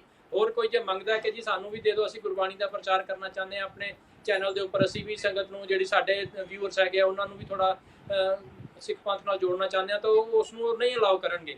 ਸੋ ਐਡੀ ਵੱਡੀ ਮਤਲਬ ਜਿਹੜੀ ਸਿੱਖਾਂ ਦੀ ਮੇਨ ਧਰੋਹਰ ਹੈ ਉਸ ਨੂੰ ਪਲੰਡਰ ਕਰਨ ਦੇ ਜਿਹੜੇ ਯਤਨ ਹੋ ਰਹੇ ਆ ਤੇ ਉਹਦੇ ਵਿੱਚ ਅਸੀਂ ਸਾਰੇ ਮੂਕ ਦਰਸ਼ਕ ਬਣ ਕੇ ਦੇਖ ਰਹੇ ਹਾਂ। ਕੁਝ ਲੋਕ ਹੈ ਜਿਹੜੇ ਆਵਾਜ਼ ਬੁਲੰਦ ਕਰ ਰਹੇ, ਬਾਕੀ ਸਾਰਾ ਬੇਬਸੀ ਦਾ ਆਲਮ ਜਿਹੜਾ ਹੈਗਾ ਉਹ ਪਸਰਿਆ ਹੋਇਆ ਤੇ ਇਹਨਾਂ ਹਾਲਾਤਾਂ ਦੇ ਵਿੱਚੋਂ ਅਸੀਂ ਨਿਕਲ ਰਹੇ ਹਾਂ। ਤੇ ਜੇਕਰ ਗੱਲ ਕਰੀਏ ਉਹਨਾਂ ਮੁਲਾਜ਼ਮਾਂ ਦੀ ਕਿ ਜਿਹੜੇ ਮੁਲਾਜ਼ਮ ਭਰਤੀ ਕੀਤੇ ਆ, ਉਹ ਖਾਲੀ ਮੁਲਾਜ਼ਮ ਭਰਤੀ ਨਹੀਂ ਕੀਤੇ ਉਹਨਾਂ ਨੇ। ਔਰ ਸਾਹਿਬ ਨੇ ਕਿਹਾ ਕਿ ਮੈਨੇਜਰਾਂ ਦੀ ਕੋਈ ਗਿਣਤੀ ਨਹੀਂ ਹੈ। ਦਰਬਾਰ ਸਾਹਿਬ ਕਿੰਨੇ ਮੈਨੇਜਰ ਹੈ ਤੁਸੀਂ ਯਕੀਨ ਮੰਨੋ, ਉਹਨਾਂ ਦੇ ਕੋਲ ਸਾਰੇ ਮੈਨੇਜਰਾਂ ਕੋਲ ਇੱਕ ਲਗਜ਼ਰੀ ਗੱਡੀ ਵੀ ਹੈਗੀ ਹੈ ਜਿਹੜੀ ਗੁਰੂ ਰਾਮਦਾਸ ਦੀ ਗੋਲਕ ਦੇ ਵਿੱਚੋਂ ਖਰੀਦੀ ਗਈ ਹੈ ਤੇ ਗੁਰੂ ਰਾਮਦਾਸ ਦੀ ਗੋਲਕ ਦੇ ਵਿੱਚੋਂ ਹੀ ਉਹਦੇ ਵਿੱਚ ਡੀਜ਼ਲ ਪੈਟਰੋਲ ਪੈਂਦਾ ਹੈ। ਜਦੋਂ ਕਿ ਗੁਰਦੁਆਰਾ ਪ੍ਰਬੰਧ ਦੇ ਵਿੱਚ ਕਿਸੇ ਲਗਜ਼ਰੀ ਗੱਡੀ ਦੀ ਲੋੜ ਨਹੀਂ ਹੈ। ਗੁਰਦੁਆਰੇ ਦੇ ਪ੍ਰਬੰਧ ਲਈ ਜੇ ਕੋਈ ਲੋੜ ਵੀ ਹੈ ਤਾਂ ਕੋਈ ਸਮਾਨ ਲੈ ਕੇ ਆਣਾ, ਕੋਈ ਕੁਝ ਲੈ ਕੇ ਆਣਾ, ਉਹ ਕਮਰਸ਼ੀਅਲ ਵਹੀਕਲਸ ਜਿਨ੍ਹਾਂ ਦੇ ਵਿੱਚ ਲੋਡ ਵੀ ਲਿਜਾਇਆ ਜਾ ਸਕਦਾ ਉਹਨਾਂ ਦੀ ਲੋੜ ਹੈਗੀ ਹੈ। ਤੇ ਉਹ ਮਤਲਬ ਸਾਨੂੰ ਜੇ ਅਸੀਂ ਤੁਸੀਂ ਸਾਰਾ ਡਾਟਾ ਕੱਢ ਕੇ ਦੇਖ ਲਓ, ਗੱਡੀਆਂ ਨਾਮ ਮਾਤਰ ਹੋਣਗੀਆਂ। ਹਰੇਕ ਦੇ ਕੋਲ 30-35 ਲੱਖ ਦੀ ਗੱਡੀ ਹੈ। ਜਿੰਨੇ ਮੈਨੇਜਰ ਹੈ ਗੁਰਦੁਆਰਿਆਂ ਦੇ ਵਿੱਚ ਮਤਲਬ ਉਹ ਕਿੱਥੇ ਗੱਡੀਆਂ ਘੁੰਮਦੀਆਂ, ਕਿਹਦੇ ਵਿਆਹਾਂ 'ਚ ਸ਼ਾਦੀਆਂ 'ਚ ਅਕਾਲੀਆਂ ਦੀ ਰੈਲੀਆਂ 'ਚ ਘੁੰਮਦੀਆਂ। ਸੋ ਇਸ ਤਰੀਕੇ ਦੇ ਨਾਲ ਬੜੀ ਬੁਰੀ ਤਰੀਕੇ ਦੇ ਨਾਲ ਇਸ ਸੰਸਥਾ ਨੂੰ ਉਜਾੜਨ ਦਾ ਮਤਲਬ ਇਹ ਬੜਾ ਮੰਦਭਾਗਾ ਹੈ ਜੀ। ਅਮਰਿੰਦਰ ਜੀ ਜਿਹੜਾ ਹੈਗਾ, ਕਿਉਂਕਿ ਜਿੱਦਾਂ ਮੈਂ ਕਿਹਾ ਕਿ ਸਰਦਾਰ ਕਰਨੈਲ ਸਿੰਘ ਪੰਜੋਲੀ ਉਹਨਾਂ ਨੇ ਆਉਣਾ ਸੀ, ਸ਼ਾਇਦ ਇਸ ਮੁੱਦਿਆਂ ਤੇ ਉਹ ਚਰਚਾ ਕਰ ਸਕਦੇ ਸੀ ਕਿਉਂਕਿ ਸ਼੍ਰੋਮਣੀ ਗੁਰਦੁਆਰਾ ਪ੍ਰਬੰਧਕ ਕਮੇਟੀ ਦਾ ਕੋਈ ਨੁਮਾਇੰਦਗੀ ਕਰਨ ਵਾਲਾ ਜਿਹੜਾ ਬੁਲਾਰਾ ਆਪਣੇ ਨਾਲ ਪੈਨਲ ਤੇ ਨਹੀਂ ਜੁੜਿਆ। ਪਰ ਜੋ ਉਹਨਾਂ ਵੱਲੋਂ ਕਿਹਾ ਜਾਂਦਾ ਹੈ ਕਿ ਜੀ ਸਾਨੂੰ ਪੋਲੀਟੀਕਲ ਤੌਰ ਤੇ, ਧਾਰਮਿਕ ਤੌਰ ਤੇ ਬਦਨਾਮ ਕਰਨ ਲਈ ਇੱਦਾਂ ਦੇ ਐਲੀਗੇਸ਼ਨ ਲਗਾਏ ਜਾ ਰਹੇ ਆ ਵਿਰੋਧੀ ਧਿਰਾਂ ਵੱਲੋਂ, ਜਿਹੜੇ ਸ਼੍ਰੋਮਣੀ ਗੁਰਦੁਆਰਾ ਪ੍ਰਬੰਧਕ ਕਮੇਟੀ ਦੇ ਅੰਦਰ ਵੀ ਬੈਠੇ ਆ ਤੇ ਬਾਹਰ ਵੀ ਬੈਠੇ ਆ। ਉਹ ਕਹਿੰਦੇ ਕਿ ਸਿਰਫ ਇਹ ਦੋਸ਼ ਹੈ ਜਿਹੜੀ ਤੁਸੀਂ ਗੱਲ ਕਰ ਰਹੇ ਹੋ, ਅਸੀਂ ਪ੍ਰਬੰਧ ਦੇ ਵਿੱਚ ਕੋਈ ਕਿਸੇ ਕਿਸਮ ਦੀ ਖਾਮੀ ਨਹੀਂ ਆਉਣ ਦਿੱਤੀ ਪਿਛਲੇ ਸਮੇਂ 'ਚ। ਨਹੀਂ ਸਿੱਧੂ ਸਾਹਿਬ, ਅਸੀਂ ਦੋਸ਼ ਕਿਉਂ ਲਾਣੇ? ਸਿਰਫ ਜਿਹੜੇ ਲੋਕੀ ਜਿਹੜੇ ਉਹਨਾਂ ਦੇ ਮੁਲਾਜ਼ਮ ਇਸ ਸਮੇਂ ਨਾਅਰੇਬਾਜ਼ੀ ਕਰ ਰਹੇ ਆ ਉਹ ਡਿਸਕਸ ਕਰ ਰਹੇ ਆ, ਅਸੀਂ ਤਾਂ ਦੋਸ਼ ਲਾ ਹੀ ਨਹੀਂ ਰਹੇ। ਸਾਨੂੰ ਕੀ ਲੋੜ ਹੈ ਦੋਸ਼ ਲਾਉਣ ਦੀ? ਤੁਸੀਂ ਬਿਲਕੁਲ ਪੂਰੀ ਵੇਚ ਦਿਓ, ਸਾਨੂੰ ਕੀ ਹੈ? ਹੁਣ ਇਸ ਸਮੇਂ ਤਾਂ ਪੋਜੀਸ਼ਨ ਇਹ ਆ ਗਈ ਹੈ ਕਿ ਵੱਡੇ ਬਾਦਲ ਸਾਹਿਬ ਝੋਲੀ ਅੱਟ ਰਹੇ ਆ ਕਿ ਦਾਣੇ ਲੈ ਕੇ ਆਓ, ਲੰਗਰ ਦੇ ਵਿੱਚ ਰਾਸ਼ਨ ਮੁੱਕ ਗਿਆ। ਕਿਸ ਤਰੀਕੇ ਦੇ ਨਾਲ ਇਹਨਾਂ ਨੇ ਕਰੋਨਾ ਦੇ ਵਿੱਚ ਬੇਹਿਸਾਬਾ ਲੰਗਰ ਵੰਡਿਆ, ਕੋਈ ਲਿਖਾ ਪੜੀ ਤੋਂ ਬਿਨਾਂ ਵੰਡਤਾ। ਕਿੰਨੇ ਦੀ ਤੁਸੀਂ ਸਹਾਇਤਾ ਦੇਣੀ ਹੈ? ਕੋਈ ਲਿਖਾ ਪੜੀ ਹੁੰਦੀ ਕਿ ਵੱਡਾ ਗੁਰਦੁਆਰਾ ਜਿਹੜਾ ਉਹ 50 ਲੱਖ ਦੀ ਸਹਾਇਤਾ ਦੇਗਾ, ਛੋਟਾ ਗੁਰਦੁਆਰਾ ਜਿਹਦੀ ਸਮਰੱਥਾ ਹੈ ਉਹ ਤਾਂ 5 ਲੱਖ ਦਾ ਰਾਸ਼ਨ ਦੇਗਾ। ਅੰਨੇ ਵਾਹ ਬਿੱਲ ਪਾਤੇ, ਪੂਰਾ ਪਲੰਡਰ ਹੀ ਕਰਤਾ ਉਹਨਾਂ ਨੇ। 10 ਕਰੋੜ ਦਾ 15 ਕਰੋੜ ਦਾ ਅਨਾਜ ਵੰਡਤਾ, ਕਿਹਨੂੰ ਵੰਡਿਆ ਨਹੀਂ ਵੰਡਿਆ, ਖਾਲੀ ਬਿੱਲ ਪੈ ਗਏ, ਕੋਈ ਹਿਸਾਬ ਕਿਤਾਬ ਨਹੀਂ ਹੈ ਉਸ ਚੀਜ਼ ਦਾ। ਸੋ ਇਸ ਤਰੀਕੇ ਦੇ ਨਾਲ ਨੇ ਵਾਹ ਮਤਲਬ ਜਿਹੜਾ ਇਹਨਾਂ ਨੇ ਉਹ ਕੀਤਾ ਸਾਰਾ ਕੰਮ, ਉਹਦਾ ਅਸੀਂ ਅੱਜ ਨਤੀਜਾ ਦੇਖ ਰਹੇ ਹਾਂ ਕਿ ਬਈ ਹੁਣ ਗੁਰੂ ਰਾਮਦਾਸ ਦੇ ਲੰਗਰ ਲਈ ਅਪੀਲਾਂ ਕਰ ਰਹੇ ਆ, ਝੋਲੀਆਂ ਅੱਟ ਰਹੇ ਆ। ਅੱਜ ਤੱਕ ਤਾਂ ਕਿਸੇ ਨੇ ਝੋਲੀ ਨਹੀਂ ਅੱਡੀ। ਅੱਜ ਤੱਕ ਪੋਜੀਸ਼ਨ ਇਹ ਸੀ ਕਿ ਉੱਥੇ ਇੰਨੇ ਦਾਣੇ ਆ ਜਾਂਦੇ ਸੀ ਕਿ ਦਾਣੇ ਵੇਚਣੇ ਪੈਂਦੇ ਸੀ, ਕਿ ਉਹਨਾਂ ਦੇ ਕੋਲ ਸਟੋਰੇਜ ਕਰਨ ਲਈ ਦਾਣੇ ਨਹੀਂ ਸੀ ਹੁੰਦੇ। ਮਤਲਬ ਕਣਕ ਨੂੰ ਰੱਖਣ ਲਈ ਥਾਂ ਨਹੀਂ ਸੀ ਹੁੰਦੀ। ਇੰਨੀ ਕਣਕ ਦਰਬਾਰ ਸਾਹਿਬ ਦੇ ਵਿੱਚ ਚੜਾਵੇ ਚ ਆਉਂਦੀ ਹੈ। ਤੇ ਅੱਜ ਇਹ ਨੌਬਤ ਆ ਗਈ ਹੈ ਕਿ ਉਹ ਅਪੀਲਾਂ ਕਰ ਰਹੇ ਆ, ਵੱਡੇ ਬਾਦਲ ਸਾਹਿਬ ਕਰ ਰਹੇ ਆ, ਸੁਖਬੀਰ ਬਾਦਲ ਕਰ ਰਿਹਾ, ਸਿਮਰਤ ਬਾਦਲ ਕਰ ਰਹੀ ਹੈ ਕਿ ਲੋਕਾਂ ਨੂੰ ਕਹੇ ਕਿ ਤੁਸੀਂ ਆਪਣਾ ਦੱਸੋ। ਥੈਂਕ ਯੂ ਅਮਰਿੰਦਰ ਜੀ। ਇਹ ਦਿਨ ਕਿਉਂ ਆਏ? ਜੀ ਥੈਂਕ ਯੂ। ਮੈਂ ਤੁਹਾਡੇ ਨਾਲ ਮੰਨ ਲਓ ਕਿ ਅਸੀਂ ਤਾਂ ਵਿਰੋਧੀ ਹਾਂ, ਸਾਨੂੰ ਵਿਰੋਧੀ ਮੰਨਦੇ ਆ। ਜੇ ਅਸੀਂ ਉਹਨਾਂ ਨੂੰ ਆਪਣਾ ਸ਼ੀਸ਼ਾ ਦਿਖਾਉਂਦੇ ਹਾਂ ਤਾਂ ਕਹਿੰਦੇ ਜੀ ਇਹ ਵਿਰੋਧੀ ਹੈ। ਅਸੀਂ ਵਿਰੋਧੀ ਕਿਉਂ ਹੈ? ਵਿਰੋਧੀ ਤਾਂ ਤੁਸੀਂ ਮਤਲਬ ਆਪ ਆਪਣਾ ਵਿਰੋਧ ਆਪ ਪਬਲਿਕ ਦੇ ਵਿੱਚ ਆ ਰਿਹਾ ਖੁੱਲਾ, ਸਾਰਾ ਕੁਝ ਪਰਦਾ ਚੱਕ ਹੋ ਰਿਹਾ, ਹਾਈ ਹਾਈ ਹੋ ਰਹੀ ਹੈ। ਤੁਹਾਡੀ 8-8 ਮਹੀਨੇ 10-10 ਮਹੀਨੇ ਹੋ ਗਏ ਤਨਖਾਹਾਂ ਨਹੀਂ ਦਿੱਤੀਆਂ ਗਈਆਂ। ਇਹ ਕੋਈ ਵਿਰੋਧੀ ਥੋੜੀ ਕਿ ਤੁਹਾਡੇ ਤਨਖਾਹ ਬਿਲਕੁਲ ਤੁਹਾਡੀ ਗੱਲ ਤੁਸੀਂ ਨਹੀਂ ਦੇ ਰਹੇ। ਤੁਹਾਡੀ ਗੱਲ ਆ ਗਈ। Thank you thank you. ਪੌਰ ਸਾਹਿਬ ਜਿਹੜੇ ਅਮਰਿੰਦਰ ਹੋਣੀ ਕਮੈਂਟਸ ਕਰ ਰਹੇ ਆ, ਕਿਧਰੇ ਇਹ ਵੀ ਗੱਲ ਆਉਂਦੀ ਹੈ ਜਦੋਂ ਕਹਿੰਦੇ ਕਿ ਪਹਿਲਾਂ ਇਹਨਾਂ ਆਪਣੇ ਤੌਰ ਤੇ ਜਿਹੜੀ ਸਿੱਖ ਸੰਗਤ ਹੈ ਅਨਾਜ ਦੇ ਰੂਪ 'ਚ, ਰਾਸ਼ਨ ਦੇ ਰੂਪ 'ਚ ਇੰਨਾ ਚੜਾਵਾ ਜਾਂ ਇੰਨਾ ਭੇਟਾ ਜਿਹੜੀ ਹੈਗੀ ਆਉਂਦੀ ਸੀਗੀ, ਲੋੜ ਨਹੀਂ ਸੀ ਪੈਂਦੀ। ਜਿੱਦਾਂ ਹੁਣ ਜਿੱਦਾਂ ਦਾ ਸੰਕਟ ਖੜਾ ਹੋਇਆ, ਮੰਗਣਾ ਪੈ ਰਿਹਾ ਇਹਨਾਂ ਮਾਲਿਆਂ ਦੇ ਉੱਤੇ ਲੈ ਕੇ। ਕਿਤੇ ਇਹ ਲੱਗਦਾ ਹੈ ਕਿ ਜਿਹੜੀ ਸਿੱਖ ਭਾਈਚਾਰਾ ਹੈ, ਬਹੁਤ ਸਾਰੇ ਇਸ਼ੂ ਇਹਨਾਂ ਮਾਮਲਿਆਂ 'ਤੇ ਉੱਠਦੇ ਰਹੇ ਹੈ। ਜਿਹੜੀ ਸ਼੍ਰੋਮਣੀ ਗੁਰਦੁਆਰਾ ਪ੍ਰਬੰਧਕ ਕਮੇਟੀ ਦੇ ਸਿਸਟਮ ਦੇ ਵਿੱਚ ਉਹਨਾਂ ਦੀ ਜਿਹੜੀ ਆਸਥਾ ਕਹਿ ਲਈਏ ਜਾਂ ਭਰੋਸੇਯੋਗਤਾ ਹੈ, ਉਹਨੂੰ ਵੀ ਸੱਟ ਵੱਜੀ ਨਜ਼ਰ ਆਉਂਦੀ ਹੈ, ਜਿਹਦੇ ਕਰਕੇ ਲੱਗਦਾ ਕਿ ਇਦਾਂ ਦਾ ਖਲਾਰਾ ਹੁਣ ਸਾਰਾ ਕੁਝ ਉੱਭਰ ਕੇ ਸਾਹਮਣੇ ਆਉਣ ਲੱਗਿਆ। ਇਹ ਵੀ ਗੱਲ ਇੱਕ ਹੋ ਸਕਦੀ ਹੈ, ਪਰ ਪਹਿਲਾਂ ਮੈਂ ਤੁਹਾਡੀ ਨਾ ਪਹਿਲੀ ਗੱਲ ਦਾ ਜਿਹੜਾ ਤੁਸੀਂ ਕਿਹਾ ਸੀ ਨਾ ਵੀ ਉਹ ਕਹਿੰਦੇ ਆ ਜੀ ਇਹ ਵੀ ਸਾਡੇ ਵਿਰੋਧੀ ਨੇ, ਵਿੱਚ ਵੀ ਬੈਠੇ ਨੇ, ਬਾਹਰ ਵੀ ਬੈਠੇ ਨੇ। ਵਿਰੋਧੀ ਅਸੀਂ ਕਿਸ ਤਰ੍ਹਾਂ ਹੋਏ ਜੀ? ਸੁਖਬੀਰ ਸਿੰਘ ਬਾਦਲ ਦੇ ਪ੍ਰਧਾਨ ਬਣਨ ਤੋਂ ਪਹਿਲਾਂ ਦੇ ਅਸੀਂ ਸ਼੍ਰੋਮਣੀ ਕਮੇਟੀ ਦੇ ਮੈਂਬਰ ਹੈ ਜੀ। ਤੇ ਲੰਬਾ ਸਮਾਂ 15-16 ਸਾਲ ਮੈਂ ਰਿਹਾ, ਆਪਣਾ ਜਨਰਲ ਸੈਕਟਰੀ ਰਿਹਾ, 3 ਟਰਮਾਂ ਐਕਟਿੰਗ ਪ੍ਰੈਜ਼ੀਡੈਂਟ ਰਿਹਾ, ਫਿਰ ਐਗਜ਼ੈਕਟਿਵ ਦਾ ਮੈਂਬਰ ਰਿਹਾ। ਸਾਨੂੰ ਦਰਦ ਨਹੀਂ ਉਸ ਸੰਸਥਾ ਦਾ। ਉਹ ਸੰਸਥਾ ਜਦੋਂ ਉਜੜ ਰਹੀ ਆ ਸਾਨੂੰ ਕੋਈ ਚਿੰਤਾ ਨਹੀਂ। ਅੱਛਾ, ਹੁਣ ਅਸੀਂ ਤੁਹਾਡੇ ਕੋਲ ਬੈਠੇ ਸਲਾਹਾਂ ਦੇ ਰਹੇ ਹਾਂ। ਇਹਦੇ ਸੰਬੰਧ ਵਿੱਚ ਮੈਂ ਪ੍ਰਧਾਨ ਜੀ ਭਾਈ ਗੋਬਿੰਦ ਸਿੰਘ ਲੌਂਗੋਵਾਲ ਨੂੰ 3-4 ਵਾਰੀ ਫੋਨ ਕੀਤਾ, ਉਹਦੇ ਚੱਕਣ ਨਹੀਂ ਤਾਂ ਕਿਹਨੂੰ ਸਲਾਹ ਦਈਏ? ਜੇ ਉਹ ਸਲਾਹ ਲੈਣਾ ਚਾਹਣ ਤੇ ਮਸਲੇ ਤਾਂ ਅੱਜ ਵੀ ਹੱਲ ਹੋ ਸਕਦੇ ਆ। ਇਹ ਕੋਈ ਬਹੁਤ ਵੱਡਾ ਮਸਲਾ ਨਹੀਂ। ਅਸੀਂ ਇਹਦੇ ਚ ਕਰਦੇ ਰਹੇ ਹਾਂ ਪ੍ਰਬੰਧ। ਗੱਲ ਤਾਂ ਸਖਤੀ ਨਾਲ ਆਪਣੇ ਨਿਯਮਾਂ ਨੂੰ ਲਾਗੂ ਕਰਨ ਦੀ ਹੈ ਜੀ। ਪੌਰ ਸਾਹਿਬ, ਤੁਸੀਂ ਇੰਨੇ ਸੀਨੀਅਰ ਮੈਂਬਰ ਹੋ, ਜਿੱਦਾਂ ਤੁਸੀਂ ਖੁਦ ਵੀ ਕਹਿ ਰਹੇ ਹੋ, ਇੰਨੇ ਲੰਬੇ ਸਮੇਂ ਤੋਂ ਸੇਵਾ ਕਰਦੇ ਆ ਰਹੇ ਹੋ। ਮਤਲਬ ਨੌਬਤ ਇਹ ਹੋ ਗਈ ਹੈ ਕਿ ਸ਼੍ਰੋਮਣੀ ਗੁਰਦੁਆਰਾ ਪ੍ਰਬੰਧਕ ਕਮੇਟੀ ਦੇ ਪ੍ਰਧਾਨ ਤੁਹਾਡੇ ਵਰਗੇ ਜਿਹੜੇ ਸੀਨੀਅਰ ਮੈਂਬਰ ਹੈਗੇ, ਉਹਨਾਂ ਦਾ ਫੋਨ ਚੁੱਕ ਕੇ ਗੱਲ ਸੁਣਨ ਲਈ ਤਿਆਰ ਨਹੀਂ। ਇਹ ਨੌਬਤ ਬਣ ਗਈ ਹੈ ਇਸ ਵੇਲੇ SGPC 'ਚ। ਚਲੋ ਇਹ ਤਾਂ ਉਹਨਾਂ ਦੀ ਉਹ ਪੋਲੀਟੀਕਲ ਲਾਈਨੇਜ ਤੇ ਅਸੀਂ ਹੁਣ ਦੇਖੋ, ਜੇ ਸਾਨੂੰ ਉਹ ਕਹਿਣ ਵਿਰੋਧੀ ਆ, ਅਸੀਂ ਕਿਵੇਂ ਵਿਰੋਧੀ ਬਣੇ? 15 ਦੇ ਵਿੱਚ ਗੁਰੂ ਗ੍ਰੰਥ ਸਾਹਿਬ ਦੀ ਬੇਅਦਬੀ ਹੋਈ, ਸਰਕਾਰ ਅਕਾਲੀਆਂ ਦੀ ਸੀ ਹੈ ਜੀ, ਤੇ ਗੁਰੂ ਵੀ ਸਿੱਖਾਂ ਦਾ ਬੇਪਤ ਹੋਇਆ, ਰੋਲੇ ਵੀ ਸਿੱਖ, ਗੋਲੀਆਂ ਵੀ ਸਿੱਖਾਂ ਦੇ ਵੱਜੀਆਂ। ਅਸੀਂ ਕੂਕ ਕੇ ਕਹਿੰਦੇ ਰਹੇ ਇਨਸਾਫ ਦਿਓ, ਇਨਸਾਫ ਦਿਓ। ਅੱਛਾ ਚਲੋ, ਜੇ ਅਕਾਲੀ ਦਲ ਵੋਟਾਂ ਦੀ ਰਾਜਨੀਤੀ ਕਰਦਾ ਨਹੀਂ ਇਨਸਾਫ ਦਵਾ ਸਕਿਆ, ਤੇ ਸ਼੍ਰੋਮਣੀ ਕਮੇਟੀ ਦੇ ਪ੍ਰਧਾਨ ਨੂੰ ਅਸੀਂ ਤਰਲੇ ਮਾਰਦੇ ਰਹੇ, ਮਤੇ ਪਾਉਂਦੇ ਰਹੇ। ਉਹ ਜਾਓ ਜਾ ਕੇ ਤੁਸੀਂ ਕੋਈ ਇਨਕੁਆਇਰੀ ਕਰਕੇ ਦੇਖ ਲਓ, ਜਿਹੜੀਆਂ ਜਸਟਿਸ ਰਣਜੀਤ ਸਿੰਘ ਇਨਕੁਆਇਰੀਆਂ ਕਰਦਾ, ਤੁਸੀਂ ਵੀ ਤਾਂ ਕਰ ਹੀ ਸਕਦੇ। ਨਾ ਜਥੇਦਾਰ ਅਕਾਲ ਤਖਤ ਸਾਹਿਬ ਉੱਥੇ ਗਏ, ਨਾ ਸ਼੍ਰੋਮਣੀ ਕਮੇਟੀ ਦਾ ਪ੍ਰਧਾਨ ਗਿਆ, ਤੇ ਭਰੋਸੇਯੋਗਤਾ ਕਿੱਥੋਂ ਰਹਿਣੀ ਸੀ? ਔਰ ਮੈਂ ਤੁਹਾਨੂੰ ਅੱਜ ਤੁਹਾਡੇ ਇਸ ਮਾਧਿਅਮ ਰਾਹੀਂ ਦੱਸਣਾ ਚਾਹੁੰਦਾ, 18 ਅਕਤੂਬਰ ਨੂੰ ਫਤਿਹਗੜ੍ਹ ਸਾਹਿਬ ਮੀਟਿੰਗ ਹੁੰਦੀ ਹੈ ਅੰਤਰਿਮ ਕਮੇਟੀ ਦੀ। ਮੈਂ ਉਸ ਸਮੇਂ ਜਨਰਲ ਸੈਕਟਰੀ ਸੀ, ਤੇ 14 ਤਰੀਕ ਨੂੰ ਸਿੰਘ ਸ਼ਹੀਦ ਹੋ ਗਏ ਸੀ। 14 ਅਕਤੂਬਰ ਨੂੰ 12 ਨੂੰ ਧਰਨਾ ਲੱਗਾ, 14 ਅਕਤੂਬਰ ਨੂੰ 2 ਸਿੰਘ ਸ਼ਹੀਦ ਹੋ ਗਏ। ਅਸੀਂ ਮੀਟਿੰਗ ਵਿੱਚ ਗਏ ਤੇ ਪ੍ਰਧਾਨ ਜੀ ਮੱਕੜ ਸਾਹਿਬ ਸੀਗੇ, ਉਹ ਕਹਿੰਦੇ ਜੀ ਫਟਾਫਟ ਏਜੰਡਾ ਸ਼ੁਰੂ ਕਰੋ। ਮੈਂ ਉੱਠ ਕੇ ਖੜਾ ਹੋ ਗਿਆ, ਮੈਂ ਕਿਹਾ ਕੋਈ ਏਜੰਡਾ ਨਹੀਂ ਸ਼ੁਰੂ ਹੋਣਾ, ਅੱਜ ਤੇ ਗੱਲ ਸ਼ਹੀਦਾਂ ਦੀ ਹੋ। ਤੇ ਮੈਂ ਉੱਥੇ 3 ਮਤੇ ਕਰਾਏ ਸਰਬਸੰਮਤੀ ਨਾਲ। ਮੈਂ ਕਿਹਾ ਅੱਜ ਏਜੰਡਾ ਨਹੀਂ ਹੋਣਾ, 3 ਮਤੇ ਕਰੋ। ਮੈਨੂੰ ਕਹਿੰਦੇ ਦੱਸੋ। ਮੈਂ ਕਿਹਾ ਸਰਕਾਰ, ਮੇਰੇ ਲਫ਼ਜ਼ ਸੀ ਵੀ ਸਰਕਾਰ ਦਾ ਤਾਂ ਬਹਿ ਗਿਆ ਬੇੜਾ, ਅਕਾਲ ਤਖਤ ਸਾਹਿਬ ਉਹਨਾਂ ਦੇ ਥੱਲੇ ਲੱਗ ਗਿਆ ਤੇ ਉਹਨਾਂ ਸ਼ਹੀਦ ਸਿੱਖਾਂ ਦੀ ਗੱਲ, ਜਿਹੜੇ ਗੁਰੂ ਗ੍ਰੰਥ ਸਾਹਿਬ ਦੀ ਖਾਤਰ ਸ਼ਹੀਦ ਹੋ ਗਿਆ, ਕੌਣ ਸੁਣੇਗਾ। ਮੈਨੂੰ ਕਹਿੰਦੇ ਜੀ ਗੱਲ ਕਰੋ। ਮੈਂ ਕਿਹਾ ਗੱਲ ਇਹ ਆ ਵੀ ਜੇ ਮਾੜੀ ਮੋਟੀ ਪੰਥ ਦੀ ਭੱਲ ਬਚਾਉਣੀ ਆ ਨਾ, ਜੇ ਸ਼੍ਰੋਮਣੀ ਕਮੇਟੀ ਦੀ ਮਾੜੀ ਮੋਟੀ ਇੱਜ਼ਤ ਬਚਾਉਣੀ ਹੈ, 10-10 ਲੱਖ ਰੁਪਈਆ ਦੋਨੇ ਸ਼ਹੀਦਾਂ ਨੂੰ ਤੇ ਪਰਿਵਾਰਾਂ ਨੂੰ ਅੱਜੇ ਹੀ ਦੇ ਕੇ ਆਓ, ਤੇ ਜਿਹੜੇ ਜ਼ਖਮੀ ਆ ਉਹਨਾਂ ਦਾ ਇਲਾਜ ਸ਼੍ਰੋਮਣੀ ਕਮੇਟੀ ਕਰਾਵੇ, ਤੇ ਜਿਹੜੇ ਪੁਲਿਸ ਵਾਲਿਆਂ ਨੇ ਗੋਲੀਆਂ ਮਾਰੀਆਂ ਉਹਦੀ ਇਨਕੁਆਇਰੀ ਮੰਗੋ। 3 ਮਤੇ ਹੋਏ ਸੀ ਉਸ ਦਿਨ। ਤੇ ਮੈਨੂੰ ਇਹ ਦੱਸਣ, ਜਿਹੜੇ ਅੱਜ ਕਹਿੰਦੇ ਨਾ ਅਸੀਂ ਪੰਥ ਦੇ ਬਹੁਤ ਵੱਡੇ ਹਮਾਇਤੀ ਆ, ਸਾਨੂੰ ਪੰਥ ਦੇ ਦੁਸ਼ਮਣ ਸਮਝਦੇ ਆ, ਉਹ ਮੈਨੂੰ ਦੱਸਣ ਵੀ 18 ਅਕਤੂਬਰ 15 ਦੇ 3 ਹੀ ਮਤੇ ਹੋਏ ਵਾ, ਕੋਈ 10 ਰੁਪਈਏ ਉਹਨਾਂ ਸ਼ਹੀਦਾਂ ਦੇ ਘਰ ਦੇ ਕੇ ਵੀ ਆਇਆ, ਸਰਬਸੰਮਤੀ ਨਾਲ ਮਤੇ ਹੋਏ। ਤੇ ਜਿਹੜੀ ਸੰਸਥਾ ਗੁਰੂ ਗ੍ਰੰਥ ਸਾਹਿਬ ਦੀ ਬੇਅਦਬੀ ਦੇ ਉੱਤੇ ਅਥਰੂ ਨਹੀਂ ਘੇਰ ਸਕਦੀ, ਜਿਹੜਾ ਅਕਾਲ ਤਖਤ ਸ੍ਰੀ ਗੁਰੂ ਗ੍ਰੰਥ ਸਾਹਿਬ ਦੀ ਅਜ਼ਮਤ ਨੂੰ ਬਚਾਉਣ ਦੀ ਖਾਤਰ ਸ਼ਹੀਦ ਹੋਣ ਵਾਲਿਆਂ ਦੇ ਭੋਗਾਂ ਤੇ ਜਾ ਕੇ ਉਹਨਾਂ ਨੂੰ ਥਾਪੜਾ ਨਹੀਂ ਦੇ ਸਕਦਾ ਪਰਿਵਾਰਾਂ ਨੂੰ, ਤੇ ਫਿਰ ਭਰੋਸੇਯੋਗਤਾ ਕਿੱਥੋਂ ਰਹਿ ਜੂ। ਭਰੋਸੇਯੋਗਤਾ ਤਾਂ ਆਪੇ ਜੀ ਗੁਰੂ ਗ੍ਰੰਥ ਸਾਹਿਬ ਬੜਾ ਭਾਵਕ ਤੇ ਨਾਜ਼ੁਕ ਸਰ, ਬੜੇ ਭਾਵਕ ਤੇ ਨਾਜ਼ੁਕ ਮੁੱਦੇ ਤੇ ਤੁਸੀਂ ਗੱਲ ਕਰ ਰਹੇ ਹੋ। ਮੇਰੀ ਮਜਬੂਰੀ ਹੈ ਇੱਕ ਬ੍ਰੇਕ ਦੀ, ਇਸੇ ਮੁੱਦੇ ਤੇ ਮੈਂ ਆ ਰਿਹਾ ਵਾਪਸ ਨਿੱਕੀ ਜੀ ਬ੍ਰੇਕ ਦੇ ਬਾਅਦ। ਲੈਣਾ ਇੱਕ ਛੋਟੀ ਜੀ ਬ੍ਰੇਕ ਤੋਂ ਬਾਅਦ ਇਸੇ ਮੁੱਦੇ ਤੇ ਆ ਰਹੇ ਹਾਂ ਵਾਪਸ। ਨਜ਼ਰੀਆ ਦੀ ਡਿਬੇਟ ਦਰਸ਼ਕਾਂ ਦਾ ਮੁੜ ਇੱਕ ਵਾਰ ਸਵਾਗਤ। ਔਰ ਸਾਹਿਬ, ਬ੍ਰੇਕ ਤੋਂ ਪਹਿਲਾਂ ਤੁਸੀਂ ਆਪਣੀ ਗੱਲ ਮੁਕੰਮਲ ਕਰ ਰਹੇ ਸੀ। ਮੈਂ ਜਿਹਦੇ ਸਵਾਲ ਪੁੱਛਿਆ ਸੀਗਾ ਉਹਦੇ ਨਾਲ ਇਹ ਵੀ ਗੱਲ ਕਿਤੇ ਜੁੜਦੀ ਹੈ, ਜਿੱਦਾਂ ਤੁਸੀਂ ਖੁਦ ਵੀ ਕਹਿ ਰਹੇ ਹੋ ਕਿ ਭਰੋਸੇਯੋਗਤਾ ਟੁੱਟੀ ਹੈ। ਚਾਹੇ ਗੁਰੂ ਗ੍ਰੰਥ ਸਾਹਿਬ ਦੀ ਬੇਅਦਬੀ ਦੀ ਗੱਲ ਹੋਵੇ, ਚਾਹੇ ਸ਼ਹਾਦਤ ਦੀ ਗੱਲ ਹੋਵੇ, ਚਾਹੇ ਜਿਹੜਾ ਪ੍ਰਬੰਧਾਂ ਦੀ ਗੱਲ ਹੋਵੇ, ਜਿਹੜੀ ਭਰੋਸੇਯੋਗਤਾ ਟੁੱਟੀ ਹੈ, ਸ਼ਾਇਦ ਉਹਦੇ ਕਰਕੇ ਵੀ ਇੱਕ ਸੰਕਟ ਦੀ ਵਜ੍ਹਾ ਹੋ ਸਕਦੀ ਹੈ। ਜੀ ਪੌਰ ਸਾਹਿਬ। ਹਾਂਜੀ, ਹੁਣ ਤੁਸੀਂ ਦੇਖੋ ਆ ਜਥੇਦਾਰ ਸਾਹਿਬ ਨੇ ਮੌਜੂਦਾ ਗਿਆਨੀ ਹਰਪ੍ਰੀਤ ਸਿੰਘ ਜੀ, ਬੜੇ ਸਿਆਣੇ ਨੇ, ਸਮਝਦਾਰ ਨੇ, ਸਾਰੇ ਲੋਕ ਉਹਨਾਂ ਦੀ ਇੱਜ਼ਤ ਵੀ ਕਰਦੇ ਆ। ਅੱਛਾ, ਉਹ ਬੋਲਦੇ ਵੀ ਬੈਲੈਂਸਡ ਆ। ਪਿਛਲੇ ਦਿਨੀ ਉਹ ਫਤਿਹਗੜ੍ਹ ਸਾਹਿਬ ਸਰਹੰਦ ਦੇ ਫਤਿਹ ਦਿਵਸ ਦੇ ਉੱਤੇ ਬੋਲ ਰਹੇ ਸੀ। ਅੱਛਾ, ਉਹ ਗੱਲ ਕੀ ਕਰ ਰਹੇ ਸੀ? ਉਹਨਾਂ ਨੇ 2-3 ਗੱਲਾਂ ਕੀਤੀਆਂ। ਕਹਿੰਦੇ ਆ ਜਿਹੜੇ ਅਜੋਕੇ ਪੰਥਕ ਮਸਲੇ ਆ ਨਾ, ਇੱਥੇ ਚਾਹੇ ਇਤਿਹਾਸ ਦਾ ਮਸਲਾ, ਚਾਹੇ ਮਰਜ਼ਾਦਾ ਦਾ ਮਸਲਾ, ਇਹ ਕਹਿੰਦੇ ਵੀ ਇਹ 47 ਤੋਂ ਬਾਅਦ ਖੜੇ ਹੋਏ ਆ, ਪਹਿਲਾਂ ਹੈ ਨਹੀਂ ਸੀ। ਹਾਂਜੀ, ਅੱਛਾ, ਮੈਂ ਹੁਣ ਉਹਨਾਂ ਨੂੰ ਫੋਨ ਤੱਕ ਕੀਤਾ ਸੀ, ਇੱਕ ਦਿਨ ਗੱਲ ਹੋਈ, ਮੁੜ ਕੇ ਗੱਲ ਨਹੀਂ ਹੋਈ। ਮੈਂ ਉਹਨਾਂ ਨੂੰ ਬੇਨਤੀ ਦੇ ਰੂਪ ਵਿੱਚ ਤੁਹਾਡੇ ਰਾਹੀਂ ਪੁੱਛਣਾ ਚਾਹੁੰਦਾ ਵੀ ਇਹ ਮਸਲੇ ਖੜੇ ਕਿਹਨੇ ਕੀਤੇ ਆ? ਇਹ ਉਹਨਾਂ ਲੋਕਾਂ ਨੇ ਖੜੇ ਕੀਤੇ ਆ ਜਿਨ੍ਹਾਂ ਲੋਕਾਂ ਨੂੰ ਤੁਸੀਂ ਮੰਜੀ ਸਾਹਿਬ ਦੀ ਸਟੇਜ ਦੇ ਉੱਤੋਂ ਸਮਾਂ ਦਿੰਦੇ ਆ, ਪਰ ਜਿਹੜੇ ਸ੍ਰੀ ਅਕਾਲ ਤਖਤ ਸਾਹਿਬ ਦੀ ਪ੍ਰਬੰਧ ਰਹਿਤ ਮਰਜ਼ਾਦਾ ਨੂੰ ਏਦਾਂ ਲਹਿਰਾ ਕੇ ਖਰੜਾ ਕਹਿੰਦੇ ਆ, ਮਰਜ਼ਾਦਾ ਨਹੀਂ ਕਹਿੰਦੇ।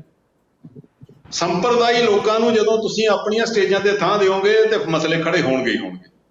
ਅੱਛਾ, ਸ਼੍ਰੋਮਣੀ ਗੁਰਦੁਆਰਾ ਪ੍ਰਬੰਧਕ ਕਮੇਟੀ ਦੇ ਜਿਹੜੇ ਵਿਦਿਆਲੇ ਆ ਨਾ, ਜਿੱਥੇ ਪ੍ਰਚਾਰਕ, ਰਾਗੀ, ਢਾਡੀ, ਗ੍ਰੰਥੀ ਪੈਦਾ ਕੀਤੇ ਜਾਂਦੇ ਆ, 250 ਦੇ ਕਰੀਬ ਪ੍ਰਚਾਰਕ ਹਰ ਸਾਲ ਪੈਦਾ ਹੋ ਰਹੇ। ਕੀ ਉਹਨਾਂ 'ਚ ਕਮੀ ਹੈ ਕੋਈ? ਉਹ ਸਿੱਖ ਰਹਿਤ ਮਰਜ਼ਾਦਾ ਨਹੀਂ ਪੜ੍ਹ ਸਕਦੇ? ਤੁਸੀਂ ਉਹਨਾਂ ਦਾ ਹੱਕ ਮਾਰ ਕੇ ਸੰਪਰਦਾਈ ਲੋਕਾਂ ਨੂੰ ਲਿਆ ਕੇ ਉੱਥੇ ਬਿਠਾ ਦਿਓ, ਫਿਰ ਕਹਿੰਦੇ ਉਹ ਮਸਲਾ ਖੜਾ ਹੋ ਗਿਆ। ਪਹਿਲਾਂ ਤੁਸੀਂ ਚਮਲਾ ਲੈਂਦੇ ਆ, ਫਿਰ ਤੁਸੀਂ ਕਹਿੰਦੇ ਮਸਲਾ ਖੜਾ ਹੋ ਗਿਆ। ਮੈਨੂੰ ਇਸ ਗੱਲ ਦਾ ਵੀ ਦੁੱਖ ਹੈ। ਮੈਂ ਉਹਨਾਂ ਦਾ ਸਤਿਕਾਰ ਕਰਦਾ ਕਿਉਂਕਿ ਉਹ ਬੜੀ ਬੈਲੈਂਸ ਸੋਚ ਰੱਖ ਕੇ ਤੁਰ ਰਹੇ, ਪਰ ਉਹ ਕਿਤੇ ਕਿਤੇ ਆਪਣੀ ਮਜਬੂਰੀ ਵੀ ਜ਼ਾਹਰ ਕਰ ਦਿੰਦੇ। ਸੁਮੇਧ ਸੈਣੀ ਸਿੱਖਾਂ ਦੇ ਪੁੱਤਾਂ ਦਾ ਕਾਤਲ ਹੈ, ਉਹਦੇ ਇਸ਼ੂ ਦੇ ਉੱਤੇ ਉਹਨਾਂ ਦੇ ਮੂੰਹ ਚੋਂ ਇੱਕ ਅੱਖਰ ਨਹੀਂ ਨਿਕਲਿਆ। ਪਰਮਰਾਜ ਜਿਹਨਾਂ ਗੋਲੀਆਂ ਮਾਰ ਕੇ ਸਿੱਖਾਂ ਦੇ ਪੁੱਤ ਮਾਰਨ ਵਾਲਾ, ਉਹਦੇ ਬਾਰੇ ਉਹਨਾਂ ਤੋਂ ਇੱਕ ਲਫ਼ਜ਼ ਨਹੀਂ ਨਿਕਲਿਆ। ਔਰ ਸੁਮੇਧ ਸੈਣੀ ਦਾ ਜਿਹੜਾ ਵਕੀਲ ਬਣਿਆ, ਉਹਦੇ ਬਾਰੇ ਉਹਨਾਂ ਤੋਂ ਕੋਈ ਲਫ਼ਜ਼ ਨਹੀਂ ਨਿਕਲਿਆ। ਤੇ ਫਿਰ ਕਿਵੇਂ ਭਰੋਸੇਯੋਗਤਾ ਬਣੂਗੀ? ਭਰੋਸੇਯੋਗਤਾ ਤਾਂ ਹੀ ਬਣੇਗੀ ਨਾ ਜੇ ਪੰਥ ਦੀ ਗੱਲ ਕਰਨਗੇ, ਜੇ ਇੱਕ ਟੱਬਰ ਦੀ ਗੱਲ ਕਰੀ ਜਾਣਗੇ। ਹੁਣ ਸਾਡੇ ਵਿੱਚੋਂ ਵੀ ਬਹੁਤ ਸਾਰੇ ਐਸੇ ਆ, ਉਹ ਕਹਿੰਦੇ ਆ ਸੁਮੇਧ ਸੈਣੀ ਨੂੰ ਸਜ਼ਾ ਮਿਲਣੀ ਚਾਹੀਦੀ ਹੈ, ਪਰ ਸੰਸਥਾ ਮੂੰਹ ਦੇਖ ਕੇ ਗੱਲ ਕਰਦੀ ਹੈ। ਨਾ ਡੀਜੀਪੀ ਲਾਉਣ ਵਾਲਿਆਂ ਬਾਰੇ ਗੱਲ ਹੁੰਦੀ ਹੈ, ਤੇ ਨਾ ਉਹਨੂੰ ਫੈਸਿਲੀਟੇਟ ਕਰਨ ਵਾਲਿਆਂ ਬਾਰੇ ਗੱਲ ਹੁੰਦੀ ਹੈ, ਨਾ ਕਦੀ ਆਲਮ ਸੈਨਾ ਦੀ ਗੱਲ ਹੁੰਦੀ ਹੈ। ਉਸ ਵੇਲੇ ਚੁੱਪ ਕਰ ਜਾਂਦੇ ਨੇ। ਤੇ ਇਹੀ ਕਾਰਨ ਹੈ ਜਿਹੜਾ ਭਰੋਸੇਯੋਗਤਾ ਨੂੰ ਘੱਟ ਮਾਰ ਰਿਹਾ।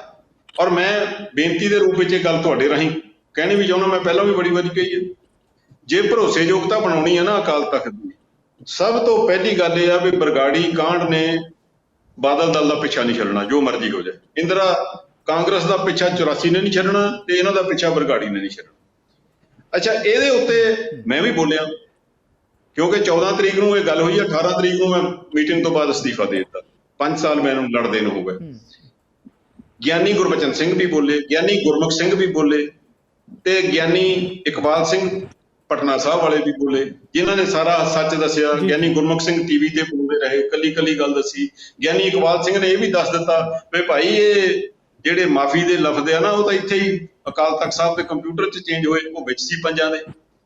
ਤੇ ਜਥੇਦਾਰ ਗਿਆਨੀ ਗੁਰਬਚਨ ਸਿੰਘ ਵੀ ਮੌਕੇ ਤੇ ਮੌਜੂਦ ਹੈ, ਸਾਰੇ ਹੀ ਬੈਠੇ ਆ, ਅਜੇ ਤਾਂ ਜਿਉਂਦੇ ਜਾਗਦੇ ਆ। ਪਹਿਲਾਂ ਤਾਂ ਉਹਨਾਂ ਨੂੰ ਇਸ ਗੱਲ ਦੀ ਤਫਤੀਸ਼ ਕਰਨੀ ਚਾਹੀਦੀ ਆ ਵੀ ਅਸੀਂ ਝੂਠ ਬੋਲ ਕੇ ਤਾਂ ਨਹੀਂ ਅਕਾਲ ਤਖਤ ਤੇ ਇਲਜ਼ਾਮ ਲਾਉਂਦੇ ਰਹੇ, ਝੂਠ ਬੋਲ ਕੇ ਤਾਂ ਨਹੀਂ ਅਸੀਂ ਸ਼੍ਰੋਮਣੀ ਅਕਾਲੀ ਦਲ ਤੇ ਇਲਜ਼ਾਮ ਲਾਉਂਦੇ ਰਹੇ, ਮੌਜੂਦਾ ਬਾਦਲ ਦਲ ਤੇ। ਜੇ ਅਸੀਂ ਝੂਠੇ ਆ ਸਾਰੇ ਹੀ ਤੇ ਸਾਨੂੰ ਸਜ਼ਾ ਦੇਣ, ਜੇ ਅਸੀਂ ਸੱਚ ਬੋਲਿਆ ਤੇ ਫਿਰ ਉਹਨਾਂ ਨੂੰ ਸਜ਼ਾ ਦੇਣ, ਤਾਂ ਹੀ ਭਰੋਸੇਯੋਗਤਾ ਬਣੇਗੀ ਨਾ। ਜੇ ਮੌਕਾ ਹੀ ਦੇਖੀ ਜਾਣਾ ਵੀ ਹੁਣ ਕਿਹਦਾ ਮੂੰਹ ਦੇਖ ਕੇ ਫੈਸਲਾ ਕਰਨਾ ਤੇ ਕਿਹਦਾ ਦੋਸ਼ੀ, ਇਹ ਨਹੀਂ ਗੱਲ ਬਣ ਸਕਦੀ। ਓਕੇ, ਮੈਂ ਵਾਪਸ ਆਉਣਾ ਤੁਹਾਡੇ ਕੋਲੇ ਇਸੇ ਮੁੱਦੇ ਤੇ। ਅਮਰਿੰਦਰ ਜੀ, ਜਿਹੜੀ ਭਰੋਸੇਯੋਗਤਾ ਦਾ ਸਵਾਲ ਜਿੱਦਾਂ ਪੌਰ ਸਾਹਿਬ ਕਹਿ ਰਹੇ ਹੈ, ਕਿਤੇ ਜਿਹੜੀ ਇਸ ਵੇਲੇ ਜਿਹੜੀ ਮੌਜੂਦਾ ਪਿਛਲੇ ਲੰਬੇ ਸਮੇਂ ਤੋਂ ਜਿਹੜੀ ਲੀਡਰਸ਼ਿਪ ਤੁਰੀ ਆ ਰਹੀ ਹੈ, ਉਹ ਲੀਡਰਸ਼ਿਪ ਸਿੱਧੇ ਤੌਰ ਤੇ ਜ਼ਿੰਮੇਵਾਰ ਬਣਦੀ ਹੈ ਇਸ ਭਰੋਸੇਯੋਗਤਾ ਨੂੰ ਘਟਾਉਣ ਲਈ ਜਾਂ ਸੱਟ ਮਾਰਨ ਲਈ? ਦੇਖੋ ਸਿੱਧੂ ਸਾਹਿਬ ਜੀ ਅਮਰਿੰਦਰ ਜੀ, ਬਿਲਕੁਲ ਉਹ ਤਾਂ ਜਿਹੜੇ ਬੰਦੇ ਸਾਰੇ ਨੂੰ ਮੈਨੇਜ ਕਰ ਰਹੇ ਆ ਉਹਨਾਂ ਦੀ ਹੀ ਜ਼ਿੰਮੇਵਾਰੀ ਹੈ। ਜਿਹੜੇ ਆਪੋਜੀਸ਼ਨ 'ਚ ਬੈਠੇ ਆ ਉਹਨਾਂ ਨੂੰ ਤੁਸੀਂ ਕਹਿ ਦਿਓ ਵੀ ਉਹਨਾਂ ਨੇ ਸਾਰਾ ਮਿਸਮੈਨੇਜ ਕਰਤਾ, ਉਹ ਤਾਂ ਨਹੀਂ ਹੋ ਸਕਦਾ। ਜਿਹੜਾ ਬੰਦਾ ਡਰਾਈਵਿੰਗ ਸੀਟ 'ਚ ਬੈਠਾ, ਰਿਸਪੌਂਸਿਬਿਲਟੀ ਉਸੇ ਦੀ ਹੈ ਤੇ ਉਹਨਾਂ ਦੀ ਮਤਲਬ ਕ੍ਰੈਡੀਬਿਲਿਟੀ ਜਿਹੜੀ ਹੈ ਲੋ ਹੋ ਗਈ। ਉਹ ਭਾਵੇਂ ਜਿੰਨੇ ਮਰਜ਼ੀ ਬਿਆਨਬਾਜ਼ੀ ਕਰੀ ਜਾਣ ਕੇ ਲੋਕੋ ਦਾਣੇ ਦਿਓ, ਦਸਵੰਧ ਦਿਓ, ਲੇਕਿਨ ਕਿਉਂਕਿ ਤੁਹਾਡੇ ਸਾਹਮਣੇ ਨਹੀਂ ਆ ਰਹੇ। 60 ਦਿਨ ਹੋ ਗਏ ਆ ਤੇ ਇਹ ਪੋਜੀਸ਼ਨ ਹੈ ਕਿ ਵੀ ਤਨਖਾਹਾਂ ਅਜੇ ਤੱਕ ਨਹੀਂ ਦੇ ਹੋ ਰਹੀਆਂ ਤੇ ਜਿਹੜੀ ਗੋਲਕ ਹੈ ਮਹਾਰਾਜ ਦੀ, ਉਹ ਵੀ ਲੋਕਾਂ ਨੇ ਮਤਲਬ ਬੜੀ ਸੋਚ ਸਮਝ ਕੇ ਉਹਦੇ 'ਚ ਪੈਸਾ ਪਾਉਂਦੇ ਆ ਤੇ ਲਾਸਟ ਲੋਕੀ ਆਪ ਹੀ ਦਸਵੰਧ ਜਿਹੜਾ ਆਪਣੇ ਲੈਵਲ ਦੇ ਨਾਲ ਲੋਕਾਂ ਨੂੰ ਦੇਣ ਲੱਗ ਪਏ। ਜਿੱਥੇ ਜ਼ਰੂਰਤ ਹੈ ਉੱਥੇ ਜਾ ਕੇ ਖੁਦ ਮਤਲਬ ਕੈਟਰ ਕਰ ਰਹੇ ਆ। ਸੋ ਇੱਕ ਚੇਂਜ ਆ ਰਹੀ ਹੈ। ਅਮਰਿੰਦਰ ਜੀ, ਕਰੋਨਾ ਦਾ ਜੀ ਅਮਰਿੰਦਰ ਜੀ, ਬਹੁਤ ਵੱਡੇ ਇਸ਼ੂ ਹੈ ਜੀ। ਜੀ ਤੁਸੀਂ ਕਰੋਨਾ ਦੇ ਬਹਾਨੇ ਦਾ ਗੱਲ ਜਿਹੜੀ ਹੈਗੀ ਬਿਲਕੁਲ, ਜਿਹੜਾ ਇਸ ਮਾਮਲੇ ਤੇ ਪੌਰ ਸਾਹਿਬ ਨੇ ਵੀ ਜ਼ਿਕਰ ਕੀਤਾ ਹੈ।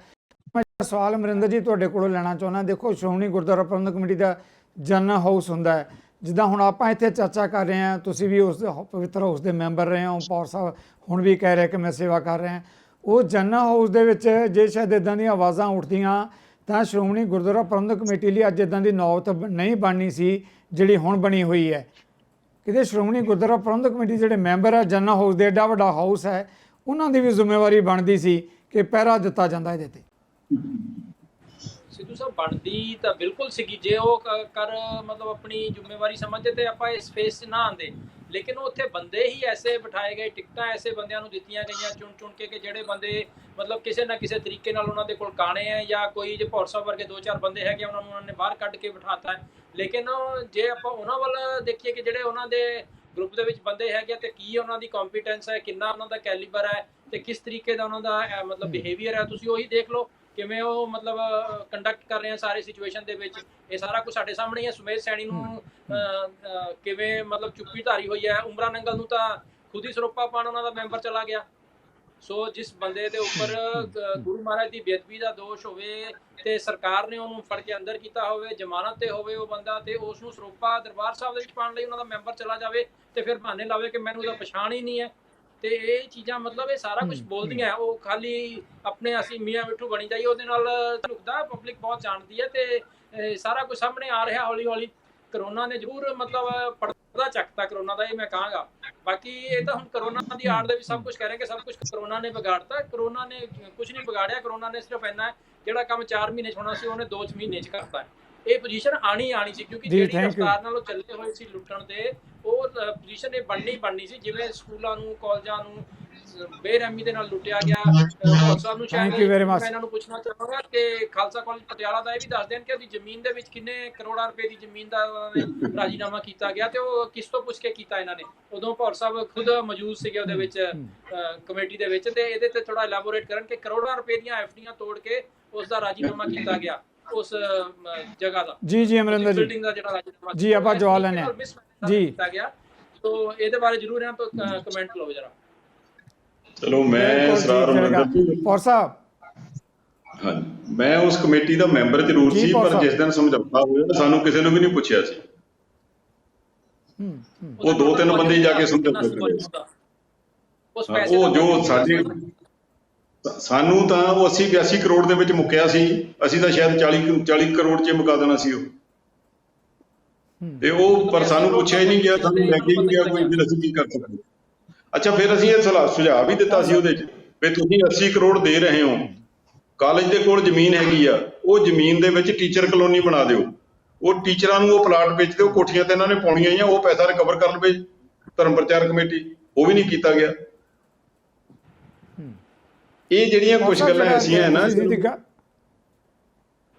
ਪਰਸਾ ਜਿਹੜੀਆਂ ਗੱਲਾਂ ਦਾ ਤੁਸੀਂ ਜ਼ਿਕਰ ਕਰ ਰਹੇ ਹੋ, ਕਿਤੇ ਕਿਤੇ ਇਹ ਗੱਲ ਵੀ ਸਿੱਖ ਭਾਈਚਾਰੇ 'ਚ ਆਉਂਦੀ ਹੈ ਕਿ ਜਦੋਂ ਜਥੇਦਾਰ ਗੁਰਚਰਨ ਸਿੰਘ ਟੌਹੜਾ ਸ਼੍ਰੋਮਣੀ ਗੁਰਦੁਆਰਾ ਪ੍ਰਬੰਧਕ ਕਮੇਟੀ ਦੇ ਪ੍ਰਧਾਨ ਸੀ ਤਾਂ ਬੜੀਆਂ ਉਹਨਾਂ ਨੇ FDs ਕਰੀਆਂ ਸੀਗੀਆਂ ਕਿ ਭਵਿੱਖ 'ਚ ਸਾਡੇ ਕਿਸੇ ਵੇਲੇ ਕੰਮ ਆਉਣਗੀਆਂ। ਹੁਣ ਕਿਹਾ ਜਾਂਦਾ ਕਿ ਸਾਰੀਆਂ FDs ਤੜਾ ਕੇ ਕੋਈ ਬਿਲਡਿੰਗਾਂ ਬਣਾਤੀਆਂ, ਕੋਈ ਹੋਰ ਕਿਸੇ ਕੰਮ ਚਲਾਤੀਆਂ, ਤੇ ਹੁਣ ਸਥਿਤੀ ਇਹ ਖੜੀ ਹੋ ਗਈ ਹੈ। ਜਿਹੜਾ ਪਿਛਲਾ ਸਾਰਾ ਜਿਹੜਾ ਸਰਮਾਇਆ ਸੀ, ਉਹ ਸਾਰਾ ਸਰਮਾਇਆ ਵੀ ਇਹਨਾਂ ਨੇ ਕਿਸੇ ਨਾ ਕਿਸੇ ਤਰੀਕੇ ਨਾਲ ਬਾਹਰ ਕੱਢ ਦਿੱਤਾ ਹੈ। ਜੀ ਪੌਰ ਸਾਹਿਬ। ਨਹੀਂ ਸਿੱਧੂ ਸਾਹਿਬ, ਇਦਾਂ ਨਹੀਂ ਹੋ ਸਕਦਾ। ਸ਼੍ਰੋਮਣੀ ਗੁਰਦੁਆਰਾ ਪ੍ਰਬੰਧਕ ਕਮੇਟੀ ਇੱਕ ਐਕਟ ਥੱਲੇ ਕੰਮ ਕਰਦੀ ਹੈ। ਇਹਦੇ ਵਿੱਚ ਇੱਕ ਨਿਯਮ ਹੈ, ਜਿਹੜੀ ਜ਼ਮੀਨ ਵੇਚ ਕੇ ਪੈਸੇ ਇਕੱਠੇ ਹੁੰਦੇ ਆ, ਉਹਦੀ ਜ਼ਮੀਨ ਹੀ ਲਈ ਜਾ ਸਕਦੀ ਆ, ਹੋਰ ਨਹੀਂ ਕੁਝ ਕੀਤਾ ਜਾ ਸਕਦਾ। ਇਹ ਵਿਰੋਧ ਕਰਨ ਵਾਲੇ ਵਿਰੋਧ ਲਈ ਜੋ ਮਰਜ਼ੀ ਕਹੀ ਜਾਣ, ਇਹਦਾ ਇੱਕ ਸਿਸਟਮ ਹੈ। ਜੇ ਕੋਈ ਸਬ ਕਮੇਟੀ, ਕੋਈ ਪਰਚੇਜ਼ ਕਮੇਟੀ ਵੀ ਬਣਦੀ ਆ, ਉਹ ਕੇਸ ਤਿਆਰ ਕਰਕੇ ਨਿਯਮਾਂ ਦਾ ਧਿਆਨ ਰੱਖਦੇ ਆ, ਐਗਜ਼ੈਕਟਿਵ ਕੋਲ ਜਾਂਦਾ, ਐਗਜ਼ੈਕਟਿਵ ਉਹਨੂੰ ਅਪਰੂਵ ਕਰਦੀ ਆ, ਅਪਰੂਵ ਕਰਨ ਤੋਂ ਬਾਅਦ ਫਿਰ ਸੈਕਟਰੀਏਟ ਦੇਖ ਕੇ ਉਹਨੂੰ ਸੌਦੇ ਨੂੰ ਜਿਹੜਾ ਉਹਨੂੰ ਫਾਈਨਲ ਕਰਦਾ। ਇਦਾਂ ਨਹੀਂ ਹੁੰਦਾ। ਇਹ ਨਾਲੇ ਜਿਹੜਾ ਪੈਸਾ ਨਾ, ਇਹ ਫੰਡ ਹੈ ਕਿਸੇ ਨੋਟੀਫਾਈਡ ਗੁਰਦੁਆਰੇ, ਉਹ ਤਾਂ ਰੈਗੂਲਰਲੀ ਆਈ ਜਾਣਾ। ਅੱਛਾ, ਹੁਣ ਜਿੱਡਾ ਮਰਜ਼ੀ ਸੰਕਟ ਆ ਜਾਵੇ, ਗੁਰੂ ਕੇ ਸਿੱਖਾਂ ਨੇ ਗੁਰੂ ਰਾਮਦਾਸ ਮਹਾਰਾਜ ਦੇ ਲੰਗਰ ਨੂੰ ਮਸਤ ਨਹੀਂ ਹੋਣ ਦੇਣਾ, ਜੋ ਮਰਜ਼ੀ ਹੋ ਜਾਵੇ। ਜੀ ਬਹੁਤ ਕੁਝ ਆਏਗਾ, ਸੰਗਤ ਨੇ ਸਾਂਭ ਲੈਣਾ ਸਾਰਾ ਕੁਝ। ਗੱਲ ਤੇ ਇਹ ਆ ਵੀ ਸੰਗਤ ਦਾ ਦਿੱਤਾ ਸਾਂਭਣ ਦੇ ਲਈ ਉਹਨੂੰ ਜਿਹੜੀਆਂ ਪਿੱਛੇ ਸਮੇਂ 'ਚ ਗਲਤੀਆਂ ਹੋਈਆਂ, ਉਹਨੂੰ ਠੀਕ ਕਰਨਾ ਚਾਹੀਦਾ। ਇਹ ਸੰਸਥਾ ਬਹੁਤ ਬੇਕਾਰੀ ਸੰਸਥਾ ਹੈ। ਸਾਰੀ ਦੁਨੀਆ ਦੇ ਸਿੱਖਾਂ ਦੀ ਨਿਗਾਹ ਇਹਦੇ ਤੇ ਹੈ। ਵਿਰੋਧੀ ਵੀ ਇਹਦੇ ਤੇ ਸੱਟ ਇਸੇ ਕਰਕੇ ਮਾਰਦੇ ਆ ਵੀ ਕਿਉਂਕਿ ਸਾਡੀਆਂ ਨਲਾਇਕੀਆਂ ਕਈ ਵਾਰੀ ਸਾਡੇ ਆਪਣੇ ਦਰਪੇਸ਼ ਆ ਜਾਂਦੀਆਂ। ਹੁਣ ਇਹ ਜਿਹੜਾ ਫਾਈਨੈਂਸ਼ੀਅਲ ਕ੍ਰਾਈਸਿਸ ਹੈ, ਇਹਦੇ ਚੋਂ ਨਿਕਲਣ ਦੇ ਲਈ ਕੀ ਕੀਤਾ ਜਾ ਸਕਦਾ? ਮੈਂ ਇੱਕ ਦੋ ਬੇਨਤੀਆਂ ਕਰ। ਦੇਖੋ ਜੀ, ਹੁਣ 3 ਮੈਂਬਰੀ ਕਮੇਟੀ ਬਣਾਤੀ, ਪਤਾ ਨਹੀਂ 4 ਮੈਂਬਰੀ ਕਮੇਟੀ ਬਣਾਤੀ। ਉਹ ਕੀ ਕਰੇਗੀ ਕਮੇਟੀ? ਉਹ ਸਾਲ ਪਿਛਲੀਆਂ ਤਨਖਾਹਾਂ ਥੋੜਾ ਦੇ ਦੂਗੀ। ਉਹ ਤਾਂ ਪੈਸੇ ਉਹੀ ਅਹੁਦੇਦਾਰ ਜਿਹੜੇ ਕਮੇਟੀ ਚਲਾ ਰਹੇ ਆ, ਜਿਹੜੇ ਕਮੇਟੀ ਚਲਾ ਰਹੇ ਆ। ਹਾਂਜੀ, ਉਹ ਪੈਸੇ ਹੈ ਨਹੀਂ ਤਾਂ ਹੀ ਹੋਈਆਂ। ਸਕੂਲ ਕਾਲਜ ਚਮਲ ਕੇ ਬਣਾਈ ਗਏ, ਮੇਰੇ ਹਲਕੇ 'ਚ ਵੀ ਬਣਾਓ ਜੀ, ਮੇਰੇ ਹਲਕੇ 'ਚ ਵੀ ਬਣਾਓ ਜੀ। ਉਹ ਹੁਣ ਬੱਚੇ ਮਾਈਗ੍ਰੇਟ ਕਰ ਰਹੇ ਆ, ਸਕੂਲਾਂ ਦੀ ਸਟਰੈਂਥ ਘਟ ਗਈ, ਸੈਲਰੀਆਂ ਮਰਜ਼ੀ ਨਾਲ ਲਵਾ ਲਈਆਂ ਵੀ ਮੇਰਾ ਬੰਦਾ ਜੀ, ਇਹਨੂੰ ਇੰਨੀ ਸੈਲਰੀ ਦਿਓ ਜੀ, ਇਹਨੂੰ ਰੈਗੂਲਰ ਕਰੋ ਜੀ, ਫਲਾਨਾ ਕਰੋ ਜੀ। ਉਹ ਹੁਣ ਪੈਸੇ ਦੇਣ ਲਈ ਹੈ ਨਹੀਂ, ਬੱਚਿਆਂ ਦੀ ਗਿਣਤੀ ਘਟ ਗਈ। ਅੱਛਾ, ਫਿਰ ਇਹ ਆ ਵੀ ਘੱਟ ਕੋਈ ਵੀ ਨਹੀਂ ਹੈ। ਅਹੁਦੇਦਾਰਾਂ ਕੋਲ ਵੀ ਗੱਡੀਆਂ ਚੱਲਦੀਆਂ, ਜਥੇਦਾਰ ਸਾਹਿਬਾਨਾਂ ਕੋਲ ਵੀ ਗੱਡੀਆਂ ਚੱਲਦੀਆਂ, ਮੈਂਬਰਾਂ ਕੋਲ ਵੀ ਗੱਡੀਆਂ ਚੱਲਦੀਆਂ। ਤੇ ਇਹ ਗੱਡੀਆਂ ਹੁਣ ਜਦੋਂ ਸੰਕਟ ਦਾ ਸਮਾਂ ਬੰਦ ਕਰ ਦੇਣੀਆਂ ਚਾਹੀਦੀਆਂ, ਇੱਕ ਗੱਡੀ ਰੱਖ ਲੈਣੀ ਚਾਹੀਦੀ ਹੈ, ਜ਼ਿਆਦਾ ਗੱਲ ਹੋਵੇ। ਦੂਜਾ ਇਹ ਆ ਵੀ ਜੇ ਨਾ ਵੀ ਹੋਈਏ ਤਾਂ ਆਪਣੀਆਂ ਪ੍ਰਾਈਵੇਟ ਗੱਡੀਆਂ ਚੱਲਦੀਆਂ ਰਹਿਣੀਆਂ। ਅੱਗੇ ਵੀ ਤਾਂ ਚੱਲਦੀਆਂ ਸੀ, ਹੁਣ ਚਲਾ ਲਓ, ਕੋਈ ਬਹੁਤਾ ਫਰਕ ਨਹੀਂ ਪੈਂਦਾ। ਇੱਕ 16 ਦੇ ਵਿੱਚ ਮੈਂ ਪ੍ਰਪੋਜ਼ਲ ਦਿੱਤੀ ਸੀ, ਉਹ ਅਪਰੂਵ ਵੀ ਕੀਤੀ ਐਗਜ਼ੈਕਟਿਵ ਨੇ। ਮੈਂ ਇਹ ਕਿਹਾ ਸੀ ਜਿਹੜੇ B ਤੇ C ਕਲਾਸ ਦੇ ਗੁਰਦੁਆਰੇ ਆ, C ਕਲਾਸ ਦੇ ਗੁਰਦੁਆਰੇ ਦੀ ਹਾਲਤ ਬੜੀ ਮਾੜੀ ਆ, ਅੱਜ ਵੀ ਬੜੀ ਮਾੜੀ ਹੈ। ਉਹ ਨਾ ਫੰਡ ਦਿੰਦੇ ਆ, ਨਾ ਤਨਖਾਹ ਦੇ ਸਕਦੇ ਆ। ਗੋਲਕਾਂ ਗਿਣ ਕੇ ਤਾਂ ਵਿਚਾਰੇ ਤਨਖਾਹ ਦਿੰਦੇ ਆ। ਹੁਣ ਕਈ ਗੁਰਦੁਆਰਿਆਂ ਨੇ ਭਾਨ ਜਿਹੜੀ ਪਈ ਸੀ, ਉਹ ਭਾਨ ਵੰਡ ਕੇ ਤਨਖਾਹ। ਇਹ ਜਿਹੜਾ ਕੋਈ ਗੱਲ ਨੂੰ ਮੰਨ ਲੈਣਾ ਚਾਹੀਦਾ। ਉਸ ਵੇਲੇ ਅਸੀਂ ਕੀ ਕਿਹਾ ਸੀ ਵੀ ਤੁਹਾਡੇ 3 ਪੋਸਟਾਂ ਤੁਸੀਂ ਕ੍ਰੀਏਟ ਕਰ ਦਿੱਤੀਆਂ, ਇੱਕ ਸਟੋਰ ਕੀਪਰ, ਇੱਕ ਅਕਾਊਂਟੈਂਟ ਤੇ ਇੱਕ ਮੈਨੇਜਰ। ਅਸੀਂ ਇਹ ਪ੍ਰਪੋਜ਼ਲ ਦਿੱਤੀ ਬਣਾ ਕੇ, ਜਿਹੜੀ ਸਰਬਸੰਮਤੀ ਨਾਲ ਅਪਰੂਵ ਕੀਤੀ ਐਗਜ਼ੈਕਟਿਵ ਨੇ ਵੀ ਤੁਸੀਂ ਜਿਹੜੇ C ਕਲਾਸ ਦੇ ਗੁਰਦੁਆਰੇ ਆ, ਉੱਥੇ ਮੈਨੇਜਰ ਦੀ ਪੋਸਟ ਖਤਮ ਕਰ ਦਿਓ।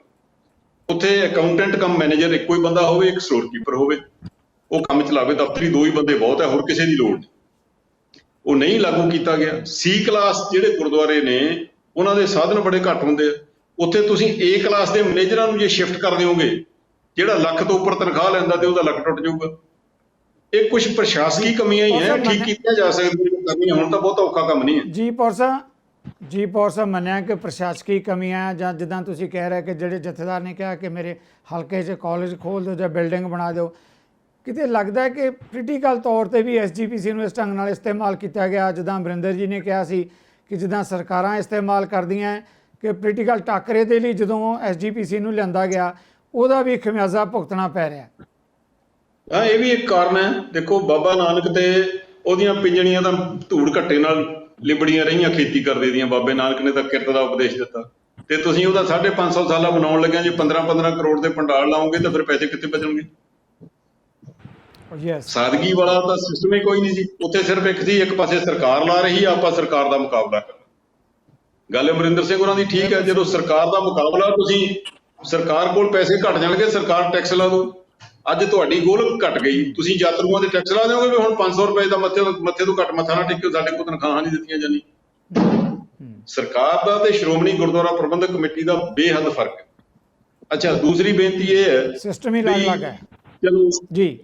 ਹਾਂਜੀ, ਸਕੂਲ ਕਾਲਜ ਤੇ ਖੁੱਲ ਜਾਣੇ ਚਾਹੀਦੇ ਆ। ਅੱਛਾ, ਹੁਣ ਤੁਸੀਂ ਇਹ ਦੇਖੋ, ਅੱਗੇ ਸ਼੍ਰੋਮਣੀ ਗੁਰਦੁਆਰਾ ਪ੍ਰਬੰਧਕ ਕਮੇਟੀ ਦੇ ਸਕੂਲ ਮਾੜੀ ਮੋਟੀ ਆਮਦਨ ਦਿੰਦੇ ਸੀ। ਹੁਣ ਆ ਜਿਹੜੀ ਮੌਜੂਦਾ ਸਰਕਾਰ ਹੈ ਕੈਪਟਨ ਅਮਰਿੰਦਰ ਸਿੰਘ ਹੋਰਾਂ ਦੀ, ਇਹਨਾਂ ਨੇ ਤਾਂ ਕਰ ਦਿੱਤਾ 12ਵੀਂ ਤੱਕ ਕਿਸੇ ਬੱਚੇ ਕੋਲੋਂ ਫੀਸ ਨਹੀਂ ਲੈਣੀ। ਤੇ ਤੁਸੀਂ ਫੀਸਾਂ ਲੈ ਕੇ ਕਿਵੇਂ ਬੱਚੇ ਪੜ੍ਹਾ ਸਕਦੇ ਹੋ? ਕਿੱਥੋਂ ਖਰਚੇ ਕੱਢੋਗੇ, ਕਿੱਥੋਂ ਤਨਖਾਹਾਂ ਦਿਓਗੇ? ਆ ਹੁਣ ਕਰੋਨਾ ਦੇ ਦੌਰਾਨ ਸਰਕਾਰ ਨੇ ਕਹਿਤਾ ਤੁਸੀਂ ਟਿਊਸ਼ਨ ਫੀ ਤੋਂ ਵੱਧ ਪੈਸਾ ਨਹੀਂ ਲੈ ਸਕਦੇ। ਜਦੋਂ ਟਿਊਸ਼ਨ ਫੀ ਤੋਂ ਵੱਧ ਪੈਸਾ ਨਹੀਂ ਲੈਣਾ, ਤੁਸੀਂ ਬੱਸਾਂ ਦੀਆਂ ਕਿਸ਼ਤਾਂ ਵੀ ਦੇਣੀਆਂ, ਮੁਲਾਜ਼ਮਾਂ ਦੀ ਤਨਖਾਹ ਵੀ ਦੇਣੀ, ਉਹ ਕਿੱਥੋਂ ਦਿਓਗੇ? ਔਰ ਸਾਹਿਬ ਥੈਂਕ ਯੂ ਵੈਰੀ ਮਚ। ਵੱਡਾ ਸਵਾਲ ਹੈ। ਹਾਂ, ਵੱਡਾ ਕਾਰਨ ਇਹਦਾ ਪਤਾ ਕੀ ਹੈ? ਦੇਖੋ, ਸ਼੍ਰੋਮਣੀ ਗੁਰਦੁਆਰਾ ਪ੍ਰਬੰਧਕ ਕਮੇਟੀ ਦੇ ਅਹੁਦੇਦਾਰ ਤੇ ਐਗਜ਼ੈਕਟਿਵ ਜਿਹੜੀ ਮੁੱਖ ਪ੍ਰਬੰਧਕ ਹੈ 1 ਸਾਲ ਲਈ ਚੁਣੀ ਜਾਂਦੀ ਤੇ ਐਜੂਕੇਸ਼ਨ ਲੌਂਗ ਟਰਮ ਪ੍ਰੋਸੈਸ ਦੀ ਡਿਮਾਂਡ ਕਰਦਾ। ਤੇ 1 ਸਾਲ ਬਾਅਦ ਜਦੋਂ ਅਹੁਦੇਦਾਰ ਤੇ ਐਗਜ਼ੈਕਟਿਵ ਬਦਲ ਜਾਂਦੀ ਆ, ਉਹ ਨਾ ਤੇ ਐਜੂਕੇਸ਼ਨ ਨੂੰ ਸਾਂਭ ਸਕਦਾ, ਨਾ ਇਹਨਾਂ ਅਦਾਰਿਆਂ ਨੂੰ ਸਾਂਭ ਸਕਦਾ।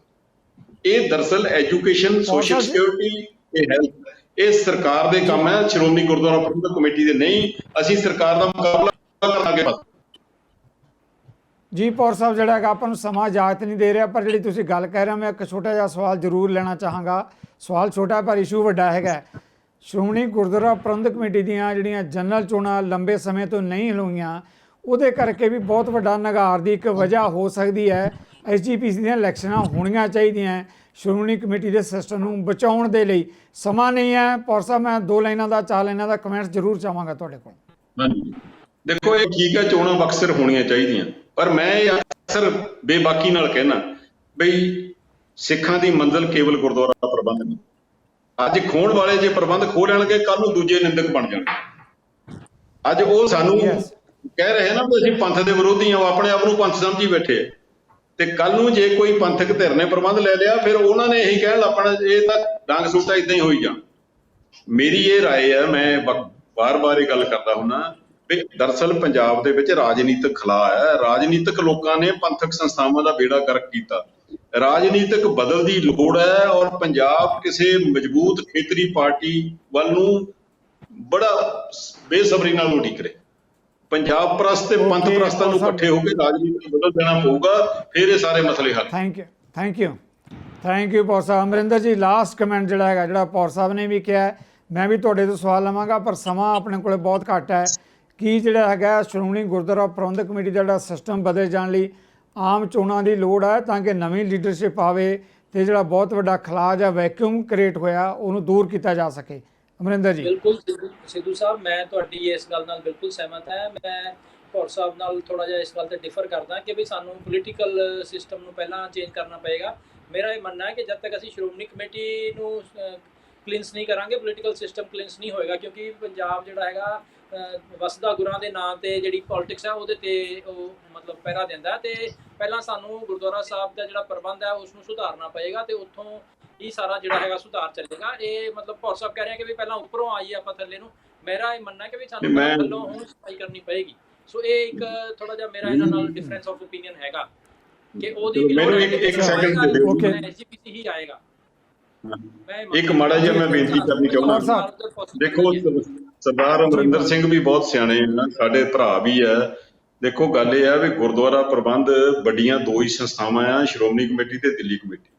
ਇਸ ਤੋਂ ਇਲਾਵਾ ਵੀ ਸਾਰੀ ਦੁਨੀਆ 'ਚ ਸਿੱਖ ਬੈਠੇ ਆ, ਪ੍ਰਬੰਧ ਉੱਥੇ ਵੀ ਹੋਈ ਜਾਂਦਾ, ਹੁਣ ਵੀ ਹੋਈ ਜਾਣਾ, ਪੰਜਾਬ ਤੋਂ ਬਾਹਰ ਵੀ ਹੋਈ ਜਾਂਦਾ। ਪਰੰਤੂ ਇਹ ਜਿੰਨਾ ਨੁਕਸਾਨ ਹੋਇਆ ਰਾਜਨੀਤਿਕ ਲੋਕਾਂ ਨੇ ਆਪਣੀ ਹਿੰਡ ਪਕਾਉਣ ਦੀ ਖਾਤਰ ਸਿੱਖਾਂ ਕੋਲੋਂ ਅਕਾਲ ਤਖਤ ਵੀ ਖੋਲਿਆ, ਅਕਾਲੀ ਦਲ ਵੀ ਖੋਲਿਆ, ਸ਼੍ਰੋਮਣੀ ਕਮੇਟੀ ਵੀ ਖੋਲਿਆ। ਔਰ ਉਹ ਕੱਲ ਨੂੰ ਫਿਰ ਇਹ ਖੇਡਣ ਕਿਸੇ ਜਥੇਬੰਦਕ ਨਹੀਂ, ਪੰਥ ਜਥੇਬੰਦ ਨਹੀਂ। ਇਸ ਮੁੱਦੇ ਤੇ ਆਪਾਂ ਫਿਰ ਚਰਚਾ ਕਰਾਂਗੇ ਕਦੇ। ਬਹੁਤ ਮਿਹਰਬਾਨੀ ਇਸ ਮੁੱਦੇ ਦੇ ਉੱਤੇ ਆਉਣ ਲਈ। ਅਮਰਿੰਦਰ ਜੀ, ਪੌਰ ਸਾਹਿਬ, ਤੁਹਾਡਾ ਦੋਨਾਂ ਦਾ ਬਹੁਤ ਬਹੁਤ ਧੰਨਵਾਦ। ਆਪਾਂ ਜਿਨ੍ਹਾਂ ਮੁੱਦਿਆਂ ਤੇ ਚਰਚਾ ਕੀਤੀ ਹੈ ਸ਼੍ਰੋਮਣੀ, ਪੌਰ ਸਾਹਿਬ, ਵਾਹਿਗੁਰੂ ਜੀ ਕਾ ਖਾਲਸਾ, ਵਾਹਿਗੁਰੂ ਜੀ ਕੀ ਫਤਿਹ ਜੀ। ਵਾਹਿਗੁਰੂ ਜੀ ਕੀ ਫਤਿਹ। Thank you very much. ਆਪਾਂ ਜਿਨ੍ਹਾਂ ਮੁੱਦਿਆਂ ਤੇ ਚਰਚਾ ਕੀਤੀ ਹੈ, ਸ਼੍ਰੋਮਣੀ ਗੁਰਦੁਆਰਾ ਪ੍ਰਬੰਧਕ ਕਮੇਟੀ ਬਹੁਤ ਵੱਡੇ ਵਿੱਤੀ ਸੰਕਟ ਦਾ ਸ਼ਿਕਾਰ ਹੈ। ਜਿਹੜੇ ਸਵਾਲ ਉੱਠ ਰਹੇ ਹੈ ਉਹਦੇ ਲਈ ਬਿਲਕੁਲ ਸੁਭਾਵਿਕ ਹੈ ਕਿ ਜਿਹੜੀ ਮੌਜੂਦਾ ਲੀਡਰਸ਼ਿਪ ਹੈ ਉਹਦੇ ਲਈ ਹੋਵੇਗੀ ਜਵਾਬਦੇਹ। ਆਉਣ ਵਾਲੇ ਸਮਿਆਂ 'ਚ ਸਿੱਖ ਭਾਈਚਾਰਾ ਇਸ ਮੁੱਦੇ ਤੇ ਮੰਗੇਗਾ ਜਵਾਬ। ਇਹਨਾਂ ਮਾਮਲਿਆਂ ਤੇ ਆਉਣ ਲਈ ਇੱਕ ਵਾਰ ਮੈਂ ਮੁੜ ਤੁਹਾਡੇ ਸਾਰਿਆਂ ਵੱਲੋਂ ਇਹਨਾਂ ਦਾ ਧੰਨਵਾਦੀ ਹਾਂ। ਇਹਨਾਂ ਮੁੱਦਿਆਂ ਤੇ ਆਉਣ ਦੇ ਲਈ ਜਿੱਥੇ ਆਪਾਂ ਇਹਨਾਂ ਦਾ ਧੰਨਵਾਦ ਕਰ ਰਹੇ ਹਾਂ, ਇਸ ਦੇ ਨਾਲ ਹੀ ਮੈਨੂੰ ਦਿਓ ਇਜਾਜ਼ਤ। ਸਤਿ ਸ੍ਰੀ ਅਕਾਲ। ਸਾਡਾ ਹਰ ਇੱਕ ਪ੍ਰੋਗਰਾਮ ਦੇਖਣ ਤੇ ਸਾਡੇ ਨਾਲ ਜੁੜਨ ਲਈ ਸਬਸਕ੍ਰਾਈਬ ਕਰੋ ਚੈਨਲ ਪੰਜਾਬੀ ਤੇ ਨੋਟੀਫਿਕੇਸ਼ਨ ਲਈ ਬੈਲ ਆਈਕਨ ਵਾਲੇ ਬਟਨ ਤੇ ਕਲਿੱਕ ਕਰੋ।